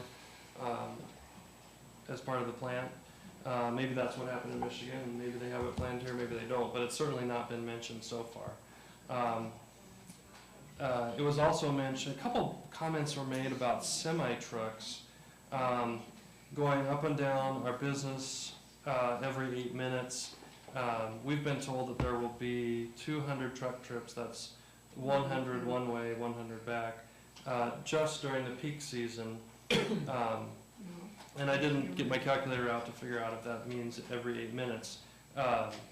But one of the things we have said is that there are alternate routes, and the intent, and we've actually started the conversations with ODOT to talk about using the route through the way station so they can totally circumvent our downtown corridor, and they've been receptive to that, and they're actually going to be doing a study this summer to find out if that's feasible or not. So we've had some real cooperation with ODOT on that.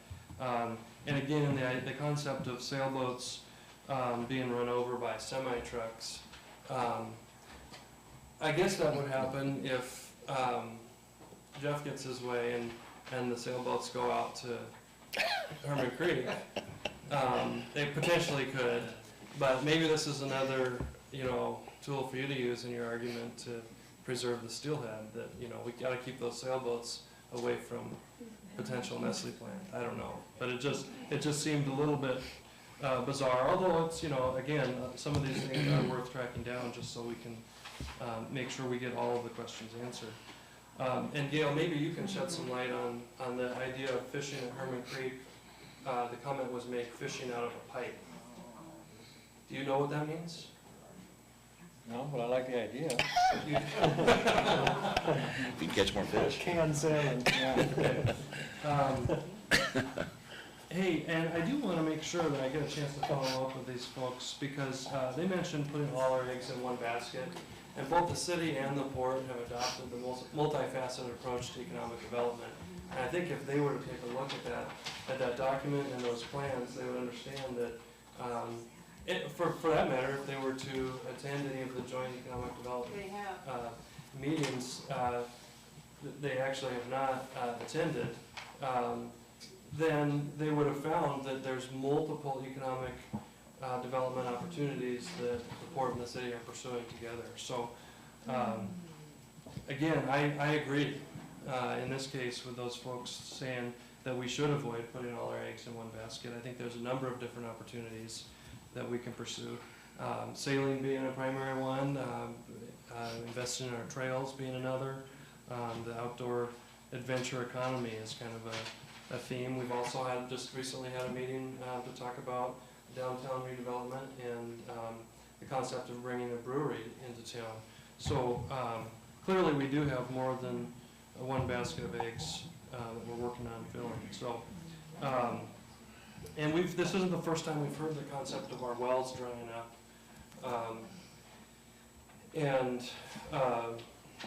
I was just talking to the guy from Multnomah County who was interested in finding out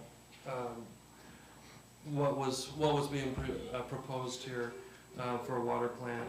And it's hard not to, when it rains, it's hard not to, as much as it does here, it's hard not to kind of smirk when someone says, well, what if your wells dry up?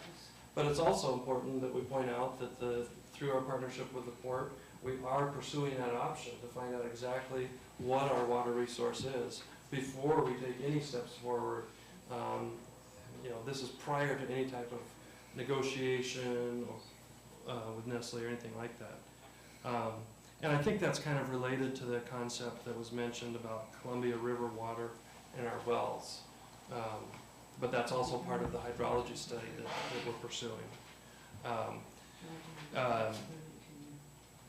The wastewater infrastructure concern that was brought up, again, also part of our plan to investigate, although most people who are aware of our issues with our wastewater treatment plant understand that we're well below capacity. That's actually causing us more problems than if we were at capacity. So again, a concern that we are pursuing, but also probably someone from Portland or Michigan that hasn't taken the time to understand those particular details in Cascade locks. And then the Tier 2 power was mentioned again. Also, if you look at the minutes from the Joint Committee on Economic Development, you find that has been a primary investigation. So I think that several issues were raised that have not been investigated yet, but it's also, that means it gives us some more ideas for things that we need to look at, but also a number of ideas that we've already started pursuing. So, Lance, yeah. could you correspond with the lady from Michigan? You said you had her contact information? No, I gave her my contact information and asked that she's probably got a 100-question list or something of things to ask them, but that would be good since she's been through it. Yeah, absolutely. And I think the other thing that's worth noting is that we're looking at the concept of having someone from McKed investigate a number of different communities that have had either relationships with Nestle, water bottling plants, bad relationships, as well as good relationships. And she mentioned to me just out there anecdotally that on that list of towns that we'd like to investigate was one that was 20 miles away from her town. And she thought that it would be better for us to contact people from her town. Because they do have a number of citizens that have, as she mentioned, have taken the steps to pursue appeals and so on. So, and I'll tell you, I told her, I don't see a reason why we shouldn't pursue that and find out as much information as we can. And I think that's already in process. So. Hey, it was also mentioned earlier by a couple of different people that we're raising taxes, and I just wanted to clarify that's not true. Somebody mentioned the cost-saving measures that were presented in addition to revenue adjustment measures. And so just, again, to set the record straight, we did take action to approve three different cost-cutting measures on June 4th, as well as 3 revenue adjusting measures. So we did look at it. In my mind, we looked at a balanced approach, but it's not that we just ignored them. And again, just to clear the record, we did one of those cost-cutting measures that saved the city nearly $20,000 was we asked our employees to increase their contribution for the benefit package. So that's not true either. It wasn't a 3% increase, no. 2.96. And theirs is less than 1%. Another thing that was mentioned was that a precedent was created back in 2008 when some new fees that were created by legislative action were changed back to old existing fees that had happened prior to January of 2008. And I think that's true. There was a precedent created that a legislative action by the council would have been subject to a vote, since the council in December of 2008 chose not to pursue that with a vote. That legislative action was nullified. So that precedent certainly does apply to legislative action. There's a resolution. And I got it right here. Somebody also mentioned the ambulance fees were higher for strangers versus people that live in Cascade Locks, and I just want to clarify that's probably also inaccurate. But the intent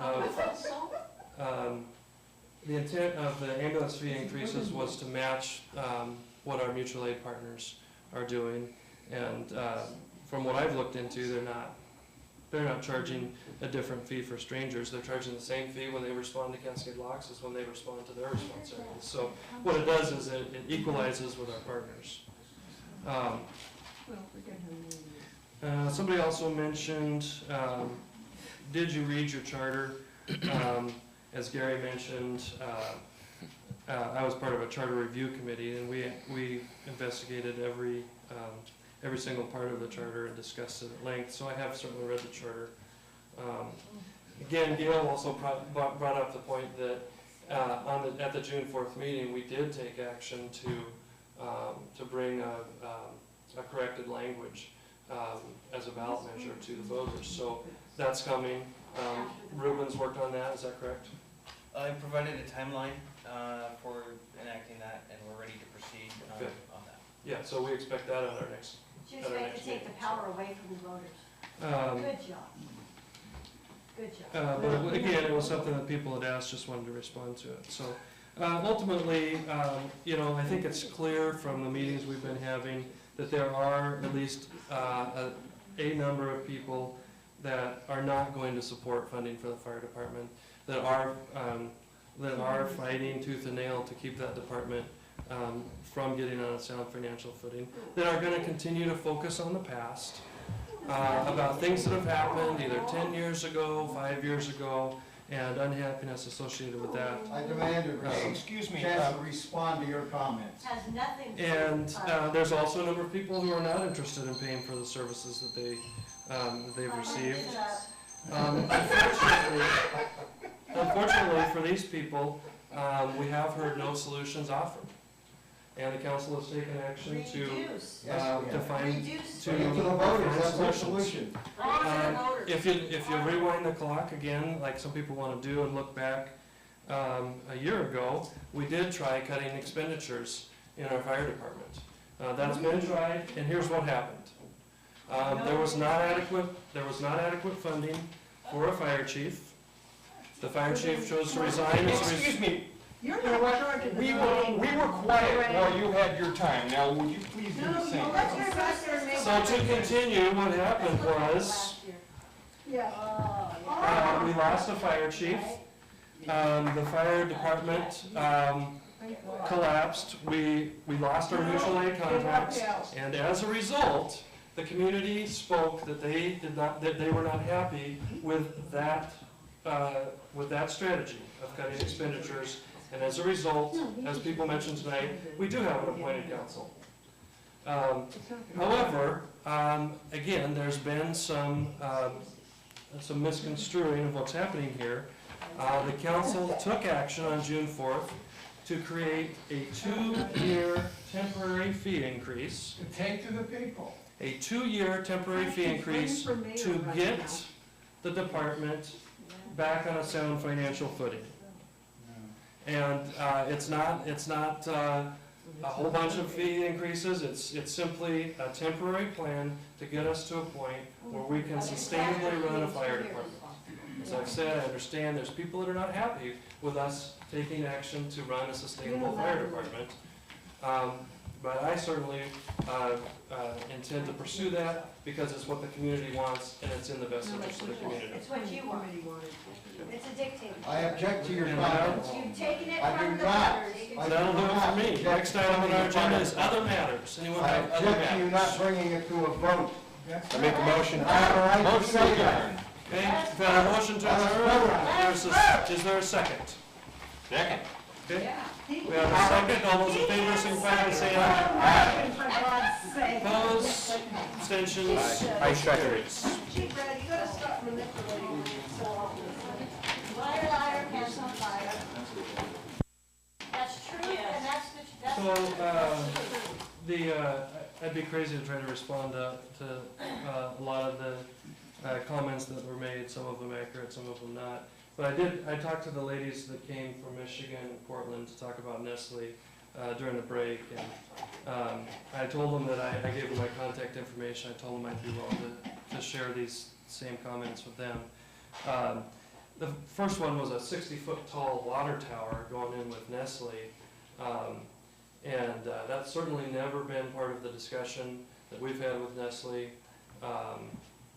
And what as a matter of fact, what they've told us is that they'd like to be just like any other city water customer, and I can't think of a customer we have that has a water tower 60 feet or otherwise. So I think it's certainly something that is definitely worth tracking down and talking to them about as part of their plan to put a 60-foot water tower as part of the plan. Maybe that's what happened in Michigan, maybe they have it planned here, maybe they don't, but it's certainly not been mentioned so far. It was also mentioned, a couple comments were made about semi-trucks going up and down our business every 8 minutes. We've been told that there will be 200 truck trips, that's 100 one way, 100 back, just during the peak season. And I didn't get my calculator out to figure out if that means every 8 minutes. But one of the things we have said is that there are alternate routes, and the intent, and we've actually started the conversations with ODOT to talk about using the route through the way station so they can totally circumvent our downtown corridor, and they've been receptive to that, and they're actually going to be doing a study this summer to find out if that's feasible or not. So we've had some real cooperation with ODOT on that. And again, the concept of sailboats being run over by semi-trucks, I guess that would happen if Jeff gets his way and the sailboats go out to Herman Creek. They potentially could, but maybe this is another tool for you to use in your argument to preserve the steelhead, that, we gotta keep those sailboats away from potential Nestle plant. I don't know, but it just seemed a little bit bizarre, although it's, again, some of these things are worth tracking down just so we can make sure we get all of the questions answered. And Gail, maybe you can shed some light on the idea of fishing at Herman Creek. The comment was made, fishing out of a pipe. Do you know what that means? No, but I like the idea. We can catch more fish. Canned salmon, yeah. Hey, and I do want to make sure that I get a chance to follow up with these folks, because they mentioned putting all our eggs in one basket, and both the city and the port have adopted the most multifaceted approach to economic development. And I think if they were to take a look at that document and those plans, they would understand that, for that matter, if they were to attend any of the joint economic development meetings, they actually have not attended, then they would have found that there's multiple economic development opportunities that the port and the city are pursuing together. So, again, I agree in this case with those folks saying that we should avoid putting all our eggs in one basket. I think there's a number of different opportunities that we can pursue. Sailing being a primary one, investing in our trails being another. The outdoor adventure economy is kind of a theme. We've also just recently had a meeting to talk about downtown redevelopment and the concept of bringing a brewery into town.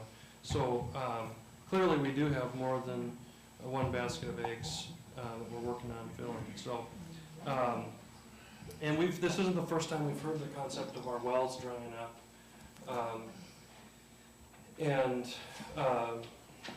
I was just talking to the guy from Multnomah County who was interested in finding out what was being proposed here for a water plant. And it's hard not to, when it rains, it's hard not to, as much as it does here, it's hard not to kind of smirk when someone says, well, what if your wells dry up? But it's also important that we point out that through our partnership with the port, we are pursuing that option to find out exactly what our water resource is before we take any steps forward. This is prior to any type of negotiation with Nestle or anything like that. And I think that's kind of related to the concept that was mentioned about Columbia River water in our wells. But that's also part of the hydrology study that we're pursuing. The wastewater infrastructure concern that was brought up, again, also part of our plan to investigate, although most people who are aware of our issues with our wastewater treatment plant understand that we're well below capacity. That's actually causing us more problems than if we were at capacity. So again, a concern that we are pursuing, but also probably someone from Portland or Michigan that hasn't taken the time to understand those particular details in Cascade locks. And then the Tier 2 power was mentioned again. Also, if you look at the minutes from the Joint Committee on Economic Development, you find that has been a primary investigation. So I think that several issues were raised that have not been investigated yet, but it's also, that means it gives us some more ideas for things that we need to look at, but also a number of ideas that we've already started pursuing. So, Lance, yeah. could you correspond with the lady from Michigan? You said you had her contact information? No, I gave her my contact information and asked that she's probably got a 100-question list or something of things to ask them. That would be good since she's been through it. Yeah, absolutely. And I think the other thing that's worth noting is that we're looking at the concept of having someone from McKed investigate a number of different communities that have had either relationships with Nestle, water bottling plants, bad relationships, as well as good relationships. And she mentioned to me just out there anecdotally that on that list of towns that we'd like to investigate was one that was 20 miles away from her town. And she thought that it would be better for us to contact people from her town. Because they do have a number of citizens that have, as she mentioned, have taken the steps to pursue appeals and so on. So, and you know, I'll tell you, I told her, I don't see a reason why we shouldn't pursue that and find out as much information as we can. And I think that's already in process. So. Hey, it was also mentioned earlier by a couple of different people that we're raising taxes, and I just wanted to clarify that's not true. Somebody mentioned the cost-saving measures that were presented in addition to revenue adjustment measures. And so just, again, to set the record straight, we did take action to approve three different cost-cutting measures on June 4th, as well as 3 revenue adjusting measures. So we did look at it, in my mind, we looked at a balanced approach, but it's not that we just ignored them. And again, just to clear the record, we did, one of those cost-cutting measures that saved the city nearly $20,000 was we asked our employees to increase their contribution for the benefit package. So that's not true either. It wasn't a 3% increase, no. 2.96. And theirs is less than 1%. Another thing that was mentioned was that a precedent was created back in 2008 when some new fees that were created by legislative action were changed back to old existing fees that had happened prior to January of 2008. And I think that's true. There was a precedent created that a legislative action by the council would have been subject to a vote, since the council in December of 2008 chose not to pursue that with a vote. That legislative action was nullified. So that precedent certainly does apply to legislative action. There's a resolution. And I got it right here. Somebody also mentioned the ambulance fees were higher for strangers versus people that live in Cascade Locks, and I just want to clarify that's probably also inaccurate. But the intent of the ambulance fee increases was to match what our mutual aid partners are doing, and from what I've looked into, they're not charging a different fee for strangers. They're charging the same fee when they respond to Cascade Locks as when they respond to their response areas. So what it does is it equalizes with our partners. Somebody also mentioned, did you read your charter? As Gary mentioned, I was part of a charter review committee, and we investigated every single part of the charter and discussed it at length. So I have certainly read the charter. Again, Gail also brought up the point that at the June 4th meeting, we did take action to bring a corrected language as a ballot measure to the voters. So that's coming. Ruben's worked on that, is that correct? I provided a timeline for enacting that, and we're ready to proceed Good. on that. Yeah, so we expect that at our next. You at our expect next to take the meeting, power away from the voters. Good job.